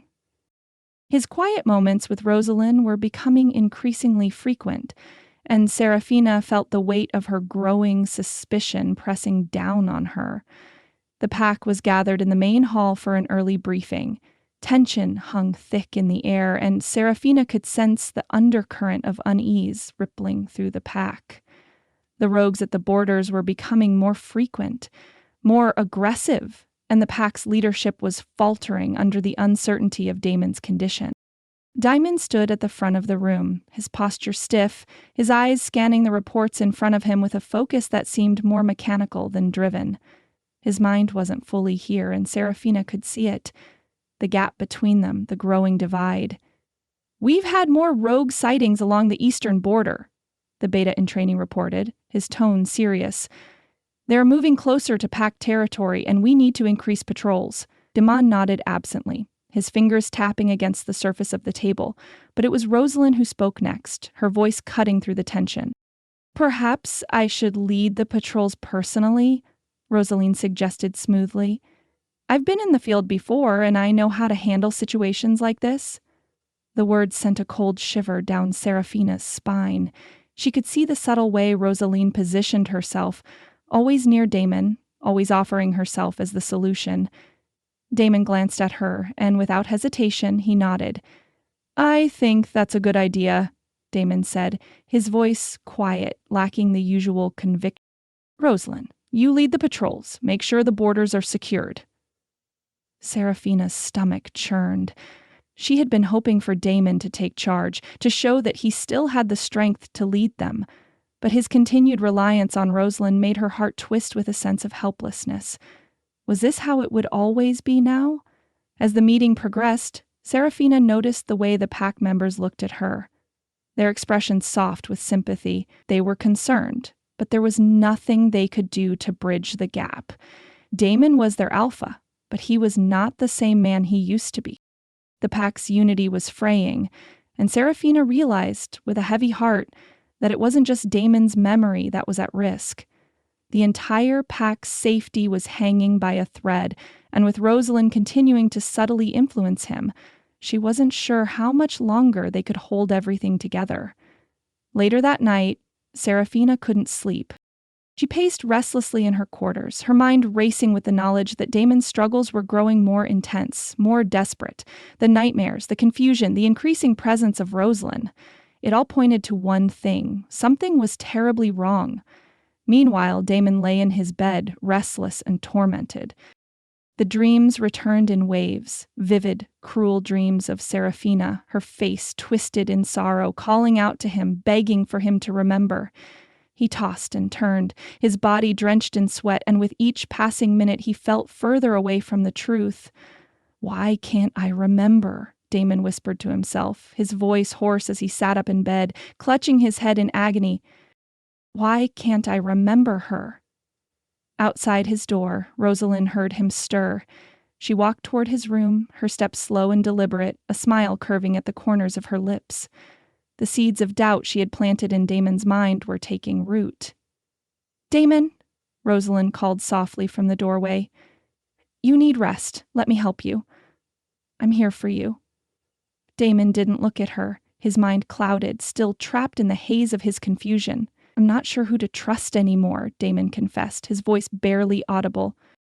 "Everything feels so wrong." Rosalind's expression softened with feigned sympathy. She stepped closer to him, her hand resting gently on his arm. "I'm here, Damon," she said, her voice soothing. "You don't have to go through this alone. Trust me." And as Damon closed his eyes, seeking comfort in Rosalind's touch, Seraphina stood in the hallway, her heart breaking with the realization that time was running out. The shaman's hut was quiet, the air thick with the scent of dried herbs and incense. The room was dimly lit, with shadows stretching across the stone walls as the late afternoon sun filtered through the small window, casting golden beams across the cluttered shelves. Seraphina stood at the threshold, her eyes narrowing with determination. She had waited too long, tolerated too many unanswered questions. Now she was here for the truth. Beside her stood Kai, her trusted ally. He had been the one to first notice the odd behaviors of the pack's healer and the strange exchanges between the shaman and Rosalind. His quiet but steady presence had made him an invaluable confidant, and now they were about to confront the one person who held the answers to the mystery of Damon's memory loss. "Are you sure about this?" Kai asked, his voice low but steady as he scanned the room. His hand hovered near his side, where he kept his weapon, ever vigilant. "This might get ugly." Seraphina nodded, her heart pounding in her chest. "I'm sure. I can feel it, Kai. Rosalind has been behind this all along, and if the shaman's involved, then this ends now." The shaman's quarters were quiet, except for the soft rustling of papers on the wooden desk. Seraphina took a deep breath and stepped inside, her resolve hardening. She wasn't leaving without answers. The shaman, an older wolf with long silver hair and deeply lined features, looked up from his work with an unreadable expression. His eyes briefly flicked to Seraphina, before quickly shifting to Kai. "What brings you here, Seraphina?" The shaman's voice was calm, but there was something in his gaze, something that set Seraphina's instincts on edge.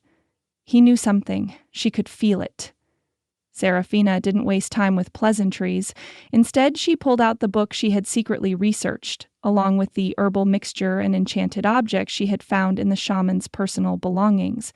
She slammed the book on the desk with a loud thud, watching as the shaman's face paled ever so slightly. "You know what this is?" Seraphina said, her voice sharp with accusation. "Memory manipulation potions. Herbal concoctions meant to block memories or cause confusion. I found this among your things, and I want to know why. Why was Damon's memory erased? Why was he forced to forget me?"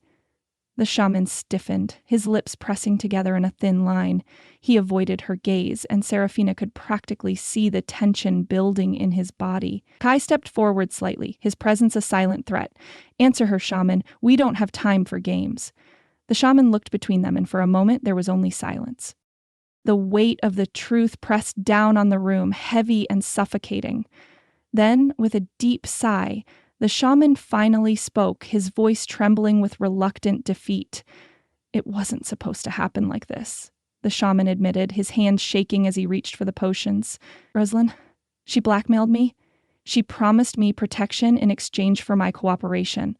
She forced me to perform the ritual on Damon, to erase his memory of Seraphina and anything that might bring him back to her. She said it was for the good of the pack, that Damon wasn't ready for the truth." Seraphina's breath caught in her throat as the shaman's confession sank in. Her mind raced with fury and disbelief. She had known it. She had felt it. Rosalind had been the architect of Damon's suffering, the one to manipulate him, to twist his mind in ways that had shattered everything they had built together. "How could you?" Seraphina whispered, her voice a mixture of rage and heartbreak. "You let her do this to him, to me." The shaman's gaze dropped to the table, and his voice was thick with regret. I didn't have a choice, he said quietly. Rosalind made it clear that I would face consequences if I didn't comply. She had leverage. She had power over me. Serafina felt her heart race, the fury rising within her like a tidal wave. Her mind was spinning with everything she had just heard, and the weight of it all was too much to bear. Damon had been a victim in all of this, a pawn in Rosalind's game. This ends now, Serafina said, her voice a low growl. I'm going to make sure Damon knows the truth. He deserves it. Serafina's steps were purposeful as she approached Damon's office later that evening. She had the evidence now, proof that Rosalind had orchestrated everything. The truth was finally within her grasp, and she wasn't going to let it slip away. But as she reached the door to Damon's office, she hesitated. Would he believe her? Would he trust her, even after everything that had happened? The doubts gnawed at her, but she pushed them aside. Damon needed to know. The truth had to come out. She opened the door, stepping into the dimly lit room. Damon was standing by the window, looking out over the packed territory. His back was to her, but the moment he heard the door open, he turned. His eyes were tired, haunted, and there was still that distance between them. Serafina? Damon said softly, his voice devoid of its usual warmth. What is it? Serafina stepped forward, holding out the book and the vial of herbs that had once been hidden away. Her heart was pounding in her chest as she looked into Damon's eyes, searching for some sign that he still cared, that he still remembered.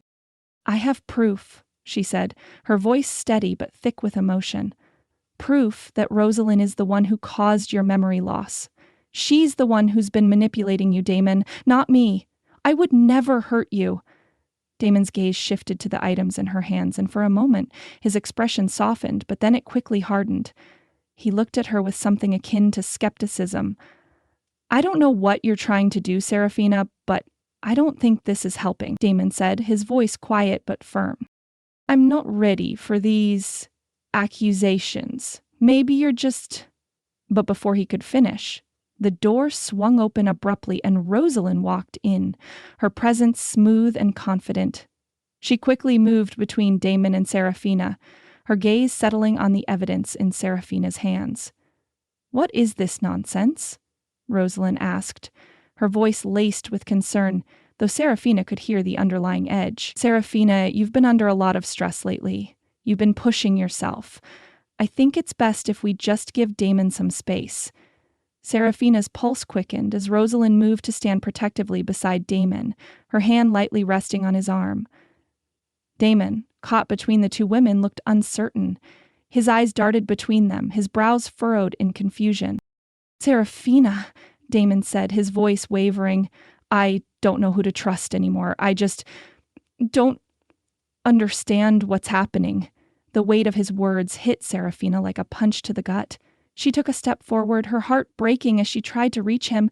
Damon, please, she started, but Rosalind's sharp voice cut her off. Enough, Rosalind said, her tone sharp, but her smile was soft and calculating. Damon's been through enough, Serafina. Maybe you should leave him to process this in peace. The door slammed shut behind her as Serafina stood there, helpless. Her heart cracked, but the fire of determination burned brighter. She wouldn't give up. Not now, not ever. Rosalind had won the battle for Damon's trust, but Serafina would win the war.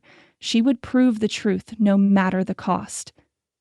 Damon sat in his chamber, the dimming light of dusk casting long shadows across the stone walls. The day had been long, filled with more confusion than clarity, and now, as he sat alone with his thoughts, the silence was almost unbearable. His fingers absent-mindedly traced the surface of the small enchanted object Serafina had left behind. A pendant, something he barely remembered but knew had once meant everything. The pendant's cool surface felt oddly familiar against his skin, and he couldn't help but wonder why it felt like he should know it. Why his hand ached to hold it, to understand its significance. He turned it over in his hands, the glint of the metal catching the light in strange ways, like it was trying to tell him something, something just beyond his reach. Suddenly the room seemed to shift. The air grew heavier, more charged, and his heart skipped a beat. In a flash, a memory surged forward, a moment so vivid, so real, it felt like he was living it again. It was a memory of a quiet night, soft laughter, the warm glow of candlelight, the delicate scent of roses and fresh air. And there she was, Serafina. He could see her clearly now. Her smile, the way her hair caught the light, the sparkle in her eyes. He remembered the way her laughter had wrapped around him, her gentle teasing, the comfort of her presence. "You can't possibly be afraid of the dark," Serafina had teased, her voice playful as she leaned in closer to him on the porch, the cool night air brushing against their skin. "You're a werewolf, for crying out loud." Damon's chest tightened as the memory flooded back, but then, just as quickly, it was gone. The image of her smile, her laughter, everything faded like mist, leaving only a hollow emptiness where once there had been warmth. "What was that?" Damon whispered to himself, his hand gripping the pendant tighter as if willing the memory to return. It was only a glimpse, fragmented, incomplete, but enough to make his pulse race with a mixture of confusion and longing. His mind was still clouded, but for the first time in days, something in him felt like it was coming back. His gaze shifted toward the door as Rosalind's footsteps approached, steady and controlled. She entered the room with her usual calm demeanor, but there was something in her eyes, a subtle wariness as she noticed the pendant in his hand. "Is something wrong?" Rosalind asked, her tone soft but with an edge of concern. Damon quickly shoved the pendant into his pocket, trying to shake off the lingering emotions that the flashback had stirred. I'm fine," he replied, his voice hoarse. "Just thinking." Rosalind's eyes narrowed just slightly, as if sensing something amiss, but she didn't press him. Instead, she crossed the room to sit beside him, her fingers gently brushing against his arm in what was meant to be a soothing gesture. "You've been through so much," Rosalind said, her voice low, comforting.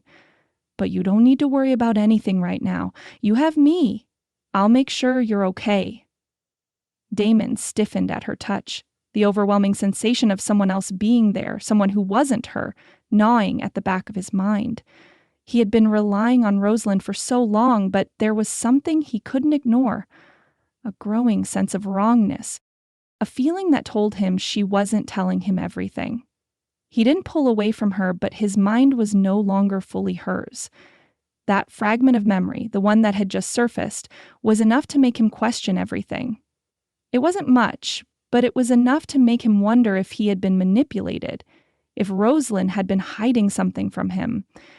"I don't know what's real anymore," Damon muttered, his fingers clenched tightly around the fabric of his shirt. Rosalind, ever the patient comforter, leaned in closer, her voice soothing as she spoke.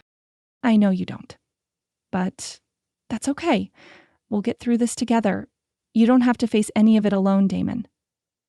The main hall of the pack house was filled with the murmurs of the council as the pack members gathered for an emergency meeting. Serafina stood at the front, her posture firm, though the storm inside her raged on. She had the proof, the confession from the shaman, and now it was time to confront the pack council. The truth had to come out, and Damon had to know the real reason behind his memory loss. As she entered the hall, the tension in the air was palpable. Many eyes turned toward her, some full of sympathy, others guarded. Damon was sitting at the head of the table, his usual confidence barely a shadow of what it once was. He looked at Serafina as she approached, but there was no warmth in his eyes, no recognition. Serafina set the shaman's confession down in front of him. The room grew silent as the pack members leaned forward, waiting for what would come next. "Damon," Serafina began, her voice steady but filled with raw emotion, "you deserve to know the truth. Rosalind has been manipulating you, using the shaman to block your memories and keep you from remembering me, from remembering us." A murmur ran through the room as the council exchanged wary glances. Damon looked down at the paper, confusion and disbelief washing over his face. "What is this, Serafina?" Damon's voice was quiet, disbelieving. "You've been telling me I've been manipulated this whole time, but..." Before he could finish, Rosalind stood, her presence commanding attention as she quickly moved to Damon's side. Her eyes narrowed as she turned towards Seraphina, the sweetness of her smile replaced with something colder, more calculating. "What is this?"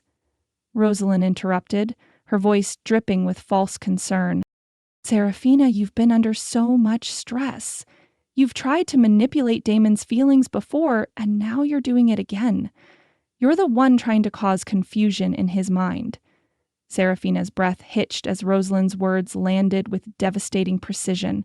She could see the way Damon looked at Rosalind, the way he clung to her comfort, his mind unable to fully grasp the truth.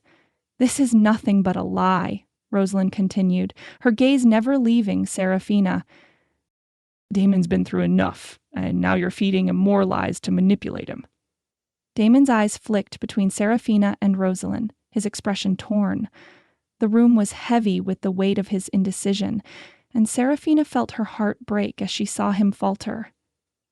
I don't know what to believe," Damon confessed, his voice strained, his hands gripping the edges of the table. "You both say such different things. How am I supposed to know what's true?" The tension in the room was thick, and Seraphina could feel the walls closing in on her. She had come here to expose the truth, but now it seemed as though she was losing him all over again. Damon stood abruptly, his chair scraping against the floor as he turned toward the door. "I need time to think," he said, his voice tight with uncertainty. I can't make any decisions right now." Seraphina stood frozen, watching him leave, her heart heavy with defeat. Rosalind's smile had returned, victorious and calm, but Seraphina's resolve only strengthened. Damon might be torn for now, but she wouldn't stop fighting for him. The truth would come out one way or another. The council called for a recess, but Seraphina's mind was already racing. The stakes had never been higher. Damon's future and their child's depended on her ability to break through the lies. This was only the beginning. The crisp morning air hung heavy with a sense of change. Seraphina stood by Damon's side as they surveyed the pack's territory, the sun just beginning to rise, casting golden hues over the vast expanse of the forest. They were both on edge, still reeling from the tension of the council meeting the day before, the uncertainty of Damon's fractured memory clouding everything between them. Despite her resolve to keep fighting, Seraphina couldn't shake the feeling that something was coming, something big. As if on cue, a messenger appeared at the edge of the clearing, breathless and wide-eyed, his voice urgent as he approached. "Alpha, Luna," the messenger said, bowing quickly before them. "There's someone at the border, a female wolf requesting entry. She claims to know you, Seraphina." Seraphina's heart stilled in her chest, her breath catching as she looked at Damon, a flicker of uncertainty crossing her face. "Do you know who it is?" she asked, her voice steady despite the sudden pounding of her heart. The messenger shook his head. "She didn't give her name, just said she was looking for you." Before Damon could respond, Seraphina felt a strange pull in the air, a sharp, magnetic force that made the hair on the back of her neck stand on end. It was like an invisible thread tightening between her and the approaching figure. She knew that presence. She didn't need to hear the name to know who it was. As the woman stepped into the clearing, Seraphina's breath hitched in her throat. It was Celestine, her twin sister. After years of absence, Celestine Stormbound appeared before them, her tall figure cutting through the morning mist with an air of quiet confidence. Her long dark hair framed her striking face, the same sharp features Seraphina knew all too well. But there was something different about her, something off. Seraphina's heart raced as she locked eyes with her twin. The bond that had always tied them together, a thread of invisible connection, suddenly flared to life, but it wasn't just her feeling it. Damon's breath caught in his chest as he turned toward Celestine. His expression morphed from confusion to something more primal, something unsettling. His gaze was fixed on her, his pupils dilating, his jaw tightening. It wasn't just recognition. There was something deeper, something that made his entire body tense. Seraphina's heart sank, her stomach twisting with a familiar, gut-wrenching fear. She knew what this was. She could feel it too, the pull. Damon's voice was barely a whisper, but it felt like a thunderclap in the silence of the clearing. She's my mate? Damon's words were not a question but a statement, and Seraphina felt the weight of them settle like lead in her chest. Celestine's eyes softened, and for a moment, Seraphina saw something she hadn't expected. Guilt. Her twin sister's gaze flickered between Damon and Seraphina could feel the emotional storm brewing behind those hazel eyes. I didn't want to come back like this, Celestine said quietly, her voice filled with sorrow. But I couldn't ignore the pull any longer. I had to see him. Seraphina took a shaky breath, her world tilting in that moment. Her twin, her sister, the other half of the bond she'd always shared with Damon, and now Celestine was his mate too. Damon's hands clenched at his sides, his face drawn with confusion and growing panic. He glanced at Seraphina, his expression torn, as if searching for something, anything, to explain this chaos. How could this happen? Damon muttered, his voice raw with uncertainty. How could I have two mates? Seraphina's heart ached for him. For herself. For everything they'd fought for. The bond between them had always been strong, undeniable, but this was something she hadn't prepared for. A twist in their fate that threatened to unravel everything. Later that afternoon, after the initial shock of Celestine's arrival had settled, Seraphina found herself walking alongside her twin sister in a secluded spot just beyond the pack house, deep within the edge of the forest. The air was still, the only sound the soft rustle of leaves in the breeze. Damon had stayed behind, his mind a whirlwind of confusion, the weight of the revelation still pressing down on him. Seraphina's heart pounded in her chest as she looked at Celestine, the pain in her chest palpable. This was the woman who had been gone for years, who had left without so much as a word. And now, Seraphina was forced to face the truth. Celestine wasn't just her estranged sister. She was Damon's second mate. "Why didn't you tell me?" Seraphina's voice trembled with emotion, the hurt raw as she faced Celestine. "Why did you leave? And now, you come back like this? You can't just walk in here and claim him. You've been gone for so long, and now you expect me to just accept it?" Celestine's eyes softened, and she stepped closer, her gaze filled with regret. She reached out as if to comfort Seraphina, but Seraphina pulled back, her chest tightening. "I never wanted to come between you," Celestine said softly. "I felt the bond between you and Damon, felt it as strongly as I felt my own bond to him. I knew what it would do to you, and I couldn't bear it. I left because I thought it was the right thing to do. I never wanted to hurt you, Seraphina." Seraphina's eyes burned with unshed tears, her anger bubbling up, but beneath it there was a deep ache that only Celestine could understand. This was her sister, and yet in that moment, it felt like a stranger was standing before her.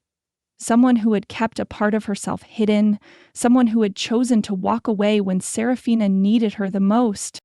"You could have told me," Seraphina said harshly, her voice trembling with a mixture of hurt and frustration.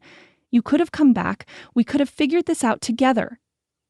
Celestine looked down, her face pained, and for the first time Seraphina saw the vulnerability in her twin sister's eyes. The same vulnerability Seraphina had always guarded so closely. "I could have," Celestine admitted softly, "but I didn't want to make it worse. I knew how powerful your bond with Damon was. I didn't want to come between you two. But when I saw him again, when I felt that pull, I knew I couldn't ignore it any longer." Damon's voice broke through the quiet just as Seraphina opened her mouth to respond. He stood at the edge of the clearing, his face pale and drawn, his eyes filled with a mix of confusion and longing. "I overheard," Damon said quietly, his voice strained. "I didn't want to hear it, but I couldn't ignore it." He stepped forward, his gaze heavy with emotion. "I don't understand what's happening. I can't even remember half of what's been said, but I feel this. I feel it with both of you."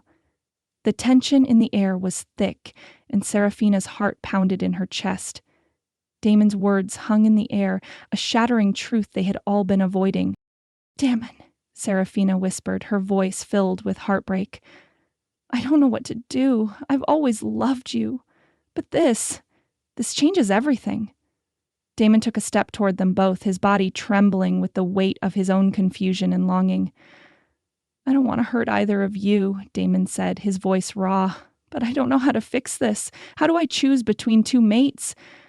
In that moment, Serafina realized that the illusion of their perfect future had shattered. The pull of fate had created an unbreakable triangle, one that none of them had the power to escape. Damon was torn between them, and with the weight of his decision pressing down on him, the pack's leadership, their futures, everything, now hung in the balance. The afternoon sunlight filtered through the large windows of the pack house, casting soft beams of warmth across the stone floors. The room was quiet, save for the occasional creak of wood as Serafina paced the floor. She had to get her thoughts in order. She had to face this head on. Damon's revelation that he was bound to both her and Celestine had ripped through her like a storm. Her heart ached with the depth of the bond she still shared with him, and yet something had changed. Her world was no longer just about her and Damon. Her sister, Celestine, was in the picture now, and it felt like a wound that refused to heal. Yet, as much as Serafina wanted to hold on to the anger, she couldn't deny the sincerity in Celestine's eyes when they'd talked. Her twin sister hadn't come back to claim Damon for herself. She'd come back because she, too, was pulled by a bond she couldn't ignore. The pull had brought them both to Damon, but it wasn't about competition. It was about fate. Serafina stopped pacing and turned to face Celestine, who sat at the table with her head bowed, her long hair falling forward as she fidgeted with a piece of cloth. The silence between them felt suffocating, but Serafina knew it was necessary. They had to talk. They had to understand each other. Celestine looked up, her eyes red from the long days of tension, regret, and longing that had passed since her return. I never wanted this to happen, Serafina, Celestine said softly, her voice barely above a whisper. I never wanted to come between you and Damon. I thought if I stayed away, maybe it would be easier for you both, but fate, she paused, a sigh escaping her lips. Fate had other plans. Serafina's heart ached as she looked at her sister. This was Celestine, the girl she had shared so many childhood memories with, the girl who had been her partner in mischief, her confidant, her constant in the world. And now, here they were, caught in a mess neither of them had chosen. You left me, Celestine, Serafina replied, her voice thick with emotion. You left me to handle everything with Damon on my own. We were supposed to face things together. Celestine's expression crumpled with guilt. She bit her lip, struggling to find the right words before speaking in a broken tone. I thought it would be better for you. For both of you. I thought that if I stayed away, if I never acted on the pull I felt toward Damon, it would spare you the pain. But I didn't know what it would do to him. I didn't know it would tear everything apart. The weight of Celestine's words hung in the air, and for the first time, Serafina felt the crushing weight of her sister's guilt. She had kept a part of herself locked away, avoiding the inevitable. She had been protecting herself, just as much as she had been trying to protect me. Serafina sat down at the table opposite Celestine, her shoulders slumping with exhaustion. She wiped away a stray tear that had fallen without her notice. We were always close, Celestine. We shared everything.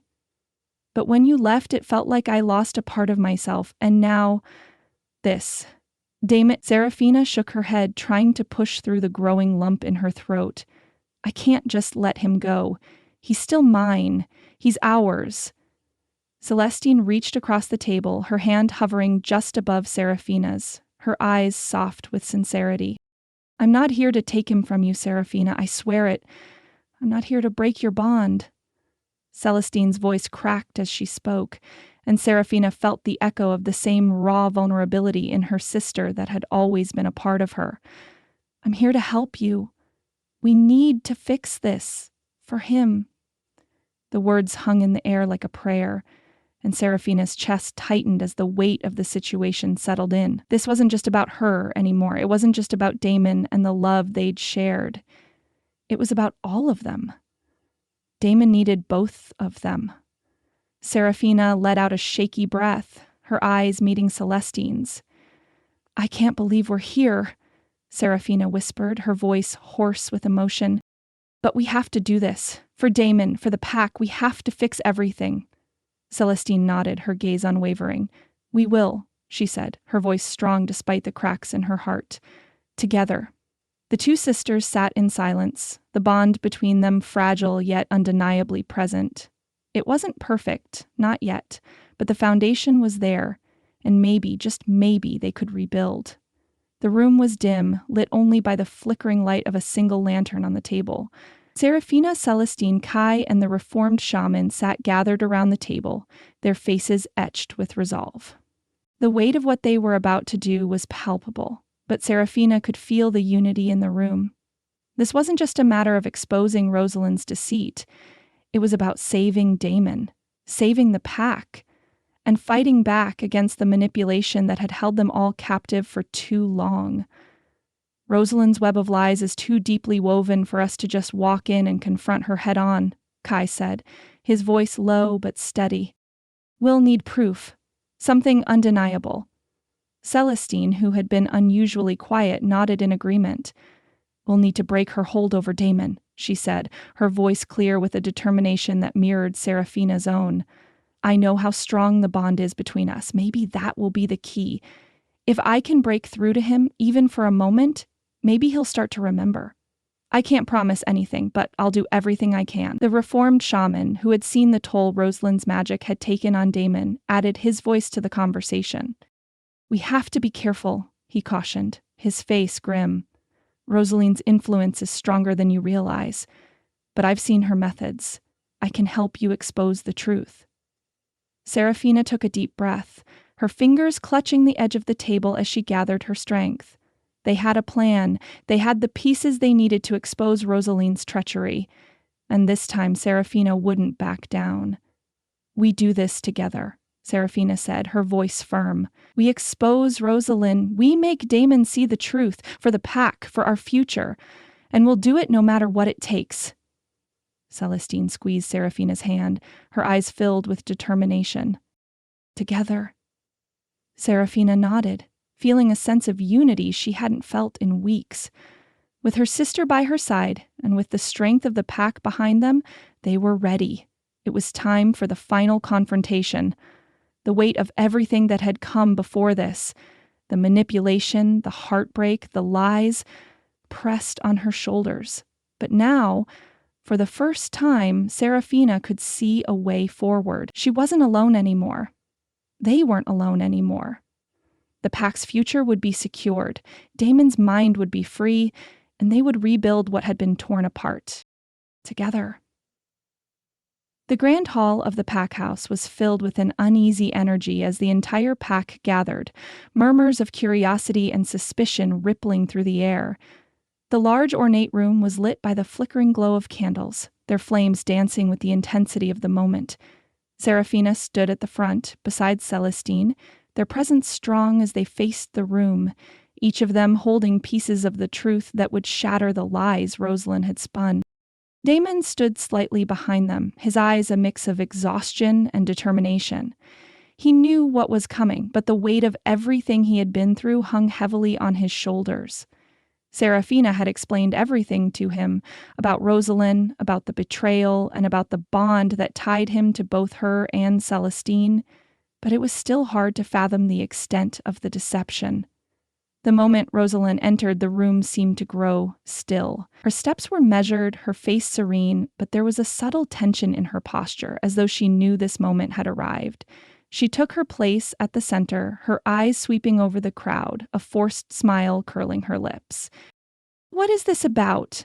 Rosaline asked, her voice a practiced blend of concern and authority. "Why have you called us all here?" Serafina's voice rang clear, cutting through the air with the sharpness of truth. "We have proof, Rosaline," Serafina said, her gaze unwavering.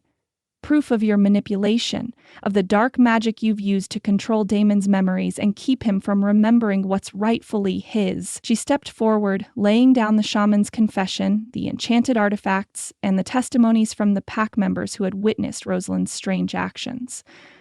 Rosalind's eyes flickered momentarily, but she quickly regained her composure, a tight smile playing on her lips. This is preposterous, Rosalind scoffed, though there was a tremor in her voice. You're accusing me of such vile things. Seraphina, you've been under strain, you've been confused, your judgment is clouded. Celestine stepped forward, her voice calm but firm. Don't try to lie your way out of this, Rosalind, Celestine said, her gaze sharp. You've manipulated Damon. You've used your power to separate him from his true mate. Rosalind's smile faltered, her eyes narrowing as she turned toward Celestine. You, Rosalind sneered, you have no place here.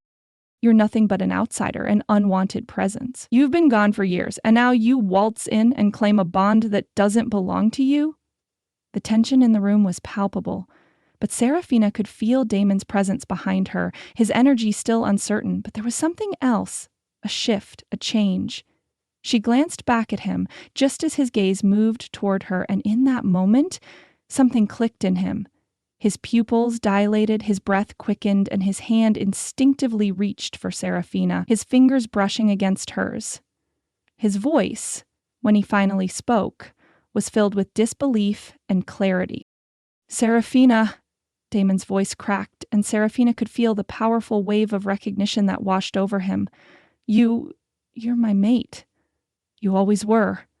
The realization hit him like a storm. His memories, long buried under layers of confusion and manipulation, began flooding back. He remembered their bond, their love, and the deep connection that had always been there, waiting for him to reclaim it. But it wasn't just Seraphina. Damon's gaze shifted to Celestine, and the bond between them pulled. Different, but still undeniable. The power of the connection was raw, chaotic, but inescapable. He could feel it. He could sense it. And you, Damon said, his voice barely above a whisper. You're my mate too? The air seemed to grow thick with the weight of his words. Rosalind's face hardened, the facade she had carefully built starting to crack. No, no, Rosalind hissed, her voice turning sharp and filled with venom. You're mine, Damon. You've always been mine. She is just an obstacle. She doesn't belong here. But Damon's voice, strong with the force of his true identity, cut through her words like a blade. No, Rosalind, he said, his tone final. You've never been my mate. You've never had control over me. She, Seraphina, is my mate. I remember now. I've always known. Damon stepped forward, his body tense, his heart heavy with the realization that everything he had known was a lie. Rosalie's carefully constructed web of control was crumbling before him, and he was finally free to choose. Rosaline's composure shattered, and for a moment, Seraphina saw the monster beneath the mask. Her eyes glowed with dark fury, and her lips twisted into a snarl. You think you've won? Rosaline spat, her voice low with dangerous power. You have no idea what I'm capable of. You think you can just break my hold on him? Before anyone could react, Rosaline raised her hand, her fingers glowing with dark energy as she attempted to cast a spell, a last-ditch effort to keep Damon under her control. She was desperate, angry, her mind shattered from the unraveling of her carefully planned manipulation. Damon, reject her, Rosalind commanded, her voice filled with authority. You don't belong with her. She's nothing but a lie. You know it. Reject her and come back to me. Seraphina's heart pounded in her chest as she felt Damon's energy waver. His confusion, his internal battle was tearing him apart. But Celestine stepped forward, placing her hand on Seraphina's arm, her eyes filled with resolve. We need to do this together, Celestine said, her voice steady. Let's break the spell, Seraphina. For Damon, for us. Seraphina nodded, her mind racing, the bond between her and Celestine surging as they stood united. The power of their shared bond, both the maternal and the mate, was unlike anything they had ever felt before. It was raw, wild, and unstoppable. Without a word, the two sisters shifted into their wolf forms. The energy around them hummed with power, and as they moved toward Damon, a surge of magic coursed through them. The ground beneath their paws trembled, the air vibrating with the raw force of their combined power. Damon's body stiffened as the energy hit him, a visceral jolt of awareness. His alpha instincts, fully awakened, surged to the surface. His connection to both Seraphina and Celestine reached its peak, the bond between them threefold undeniable. With a primal roar, Damon called upon his own strength, his memories flooding back in a rush. clear, undeniable, and fierce. His alpha energy pushed against Rosaline's dark magic, shattering the last remnants of her control. "I reject you," Demon growled, his voice a command that rang out through the pack house. "I am hers, Seraphina's, always!" Rosalind screamed in fury, but it was too late. The magic was gone. Her hold was broken. The pack, witnessing the confrontation, stood in stunned silence. The truth had been exposed, and the power of the bond between Seraphina, Damon, and Celestine had become clear to them all. Rosalind's deceit had been revealed, and she was no longer a threat. Rosalind, defeated and humiliated, turned and fled, her presence vanishing into the night as she disappeared into the wilderness. The pack, witnessing the entire ordeal, slowly began to gather behind Damon and Seraphina, their support unwavering. Seraphina turned to Damon, her heart full of relief, but it was quickly replaced by a wave of tenderness. Damon collapsed into her arms, his exhaustion taking over. "I remember," Damon whispered, his voice thick with emotion. "I remember everything." Seraphina smiled, pressing her forehead to his. "Welcome home, my love," she whispered, her voice breaking with the weight of their shared relief. Celestine joined them, standing by their side.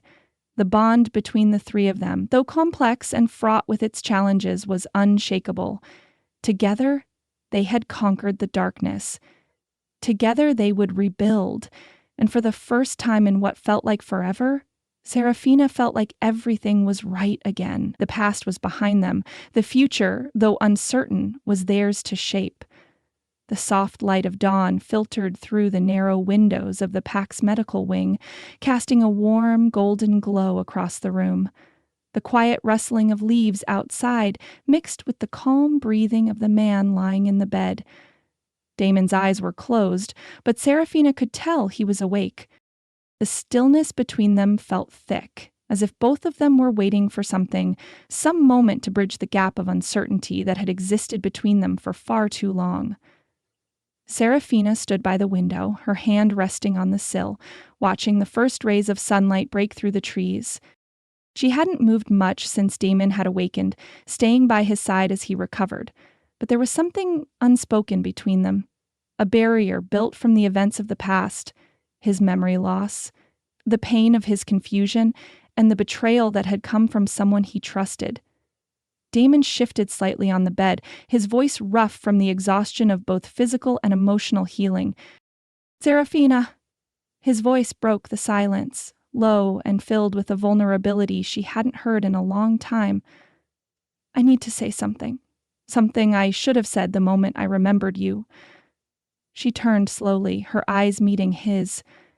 Damon's gaze was raw with emotion, his usual strength tempered by the depth of his regret. "I'm sorry," Damon continued, his voice thick with sincerity. "I failed you. I should have trusted you. Even when my memories were clouded, even when I couldn't feel the bond clearly, I should have known. You were always there. You never gave up on me. And I should have never let you feel alone in this." Seraphina's heart clenched at his words, the weight of the apology settling deeply within her. She had known that Damon's memory loss had never been intentional, but hearing him acknowledge it, the confusion, the isolation, the betrayal, made something inside her soften. Still, there was more to be said. "I never stopped feeling you in my heart," Damon whispered, his gaze intense, as if searching for something in her eyes, something she wasn't sure she could give just yet. "Even when I couldn't remember you fully, I felt it, a pull, a longing. And when you were near, I could feel that warmth, that comfort I'd always known. I was just too lost to understand it." Tears welled up in Seraphina's eyes, and she took a step toward him, her voice quiet but firm. "You don't have to apologize, Damon," she said, her throat tight. "I've always known you were in there. I never stopped loving you. I just had to be patient. For both of us." Damon's eyes softened, his hand reaching out toward her. She hesitated only for a moment before taking his hand in hers, the connection between them now stronger than ever. "Seraphina," Damon whispered, a mix of relief and awe in his voice. "I've always loved you. I'll spend the rest of my life making up for lost time. I'll fight for you, for us. Whatever it takes." The sincerity in his words shattered the walls Serafina had built, and without thinking, she let herself fall into his embrace. Damon wrapped his arms around her, pulling her close, burying his face in her hair as he held her tightly. "You've already fought for us, Damon," she whispered, her voice muffled by his chest. "And you always will. We've made it through this. Together." For a long moment, neither of them said anything. They simply held each other, as if the world outside had fallen away, leaving only the two of them in the quiet sanctuary they had found in each other's arms. When Serafina finally pulled back slightly, she hesitated before speaking again. There was something else she needed to tell him, something that had been weighing heavily on her heart. "Damon."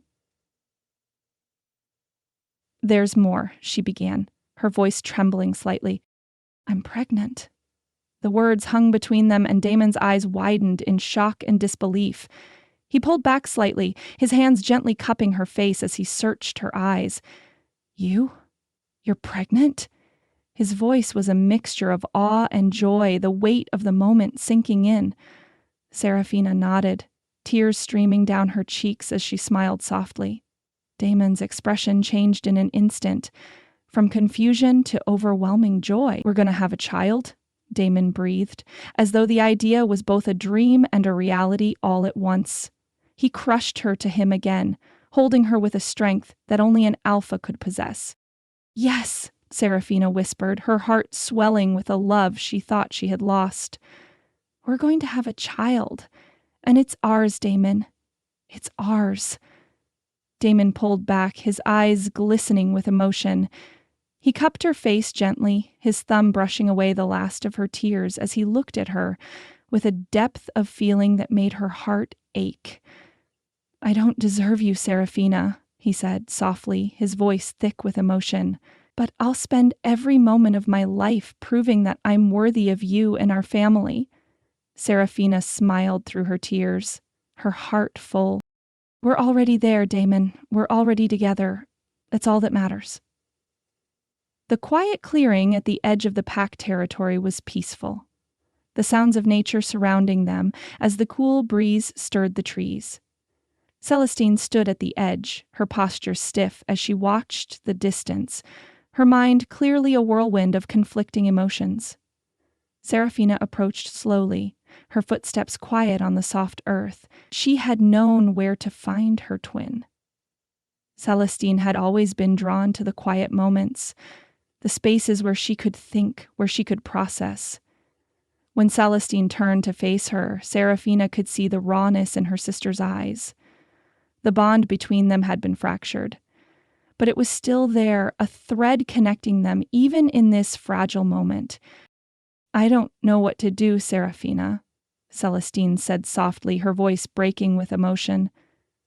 "I can still feel the pull toward Damon, but I don't want to come between you.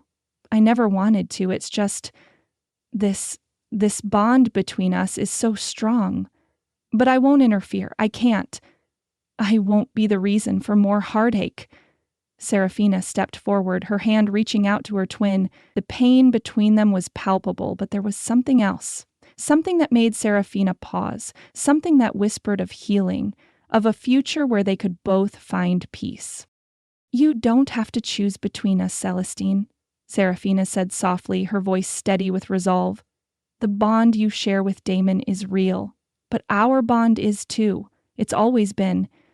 You don't have to leave, but you don't have to fight either. We can find a way to live with this, together, for the pack, for Damon, for us." Celestine's eyes softened and she let out a deep sigh. She nodded, her shoulders relaxing for the first time since she'd arrived. I think I'm finally starting to understand," Celestine said quietly. "It's not about taking something away, it's about finding a way to make this work. Together. I'll always feel the pull, but I respect what you and Damon have. I've been running from this bond for too long. Maybe it's time I stopped." Serafina smiled softly, her heart lightening as she pulled her sister into an embrace. "You don't have to run anymore, Celestine. There's space for both of us. Always." They held each other for a long moment, both women knowing that this was the beginning of something new, not just for them, but for their entire family. They would navigate this together, and together they would find peace. The pack was gathering, ready to start anew. The tension that had once divided them was dissolving, and now there was unity. Damon, Seraphina, and Celestine, three people bound by fate, but also by choice, stood side by side, ready to lead the pack forward. The future was still uncertain, but one thing was clear: they were in this together, and nothing, not even fate, could change that.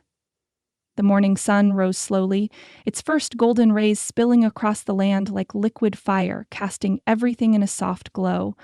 The pack had gathered in the ceremonial clearing, the air thick with the scent of flowers and the earthy freshness that only dawn could bring. The atmosphere was full of anticipation and joy, a collective breath held in the moments before a new beginning. Seraphina stood at the center of the circle, the weight of the moment pressing down on her. She wore a simple but elegant gown, her hair falling loosely around her shoulders, framing her face as the wind tugged at the strands. The pack's eyes were on her, their leader, their Luna. And as Damon stood by her side, his presence was both grounding and overwhelming. The bond between them, once fractured, was now whole again, and Seraphina could feel it. The strength of their connection radiated through her with every heartbeat. Damon stood tall, his eyes filled with pride as he turned to face the pack, his hand resting on Seraphina's. The pack's murmurs quieted as Damon raised his voice, strong and sure, his words ringing out over the clearing. "I stand before you all, not just as your alpha, but as a man who has been given a second chance at love, at family. The woman standing beside me is not just my Luna. She is my one true mate. She is Seraphina Stormbound, the heart and soul of this pack, the one who has always been with me even when I couldn't remember her. She has stood by me through everything, and today, I make it official. She is mine, and I am hers." A cheer erupted from the pack, their voices rising in unison as they celebrated the bond that had been reforged between them. Seraphina felt tears spring to her eyes as Damon turned to her, his gaze soft, yet filled with unwavering love. His hand cupped her face gently, his thumb brushing away a stray tear as he looked at her with pure adoration. "I love you, Seraphina," Damon said, his voice low but filled with sincerity. "You are the heart of this pack, and I am proud to call you my mate, my Luna." Seraphina smiled through her tears, her heart full as she leaned into his touch, the world around them fading into the background. For the first time in what felt like forever, she felt whole. She felt right. "I love you too, Damon," Seraphina replied, her voice trembling with emotion. "And I'm so proud to stand by your side." The crowd cheered again, and Damon stepped forward, raising his arms to the sky as the pack erupted into celebration. It wasn't just the end of a chapter. It was the beginning of a new one.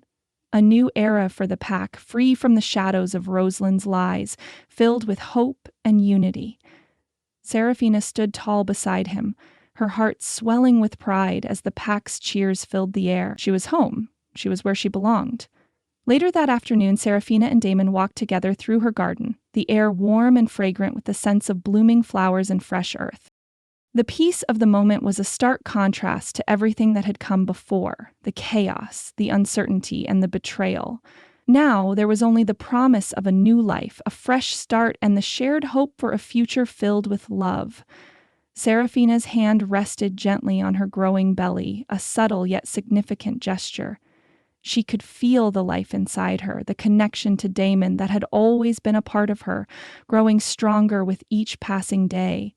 Damon's hand joined hers, his fingers wrapping around hers, and they shared a quiet moment, taking in the serenity of the world around them. "I can't believe how much has changed in such a short time," Seraphina said, her voice soft but filled with awe. "It feels like a dream, Damon. To have you here, to be standing beside you, knowing that we're building something new, something ours." Damon smiled at her, his gaze tender, his love for her clear in the way he looked at her, as if she were his entire world. He stepped closer, his hand still on her belly, feeling the warmth between them, the deep connection that bound them together. "I never want to take this for granted," Damon said, his voice filled with quiet conviction. "We've been through too much to not cherish every moment. This baby, our family, you're everything to me, Serafina." Tears welled up in Serafina's eyes, but this time they were tears of joy. She leaned into him, resting her head on his chest as he held her close. "And you're everything to me," she whispered, her voice thick with emotion. "I'm so grateful for this, for us.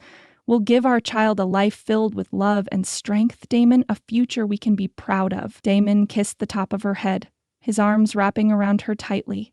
"And I'll be here, every step of the way, to make sure it's the best life we can give them," he said, his voice low and steady. "I'll protect you both, Serafina, always." A soft rustling interrupted their quiet moment, and Serafina turned to see Celestine standing at the edge of the garden, watching them with a wistful smile. The bond between them, though complicated, had been mended in the quiet moments they'd shared. There was no longer the sting of rivalry, no longer the tension that had once divided them. They had found a place for each other in this new family, this new beginning. Celestine approached, her footsteps quiet on the soft grass. She looked at Serafina and Damon with a gentle, sincere smile. "I never imagined it would be like this," Celestine said, her voice soft but full of sincerity. "But I'm glad to see you both so happy, and I promise I'll protect this family, our family, as part of it." Serafina smiled, her heart swelling with warmth as she reached out to her twin sister. "Thank you, Celestine. I'm glad you're here. I'm glad you're part of this. I know it's been hard, but we'll find our way through it. Together." Celestine nodded, her expression bittersweet. "I'll stay close," she said, her voice a mix of strength and vulnerability. "For now, I'll stay close, but someday I think I'll need to find my own path, a place where I can figure out what's next." Damon looked between the two women, his gaze filled with understanding. "Whatever path you choose, Celestine, we'll be here," he said, his voice warm. "This is your family, too." The three of them stood there for a long moment, the peaceful vista before them stretching out across the land, the future ahead of them uncertain but full of promise. Together they would face whatever came next, united in love, in family, in strength. Damon had returned from the depths of uncertainty to a love that was solid and unwavering. Serafina had found the courage to open her heart again. And Celestine, though unsure of where her path would lead, had found a place in their hearts, a place where she could stand alongside them, as part of the family, as part of the pack. And as the sun dipped lower in the sky, casting its final golden rays across the land, they all knew that whatever came next, they would face it together, with love, hope, and a future that was theirs to shape. The darkest chapter had passed. Now, the dawn of a hopeful future had arrived.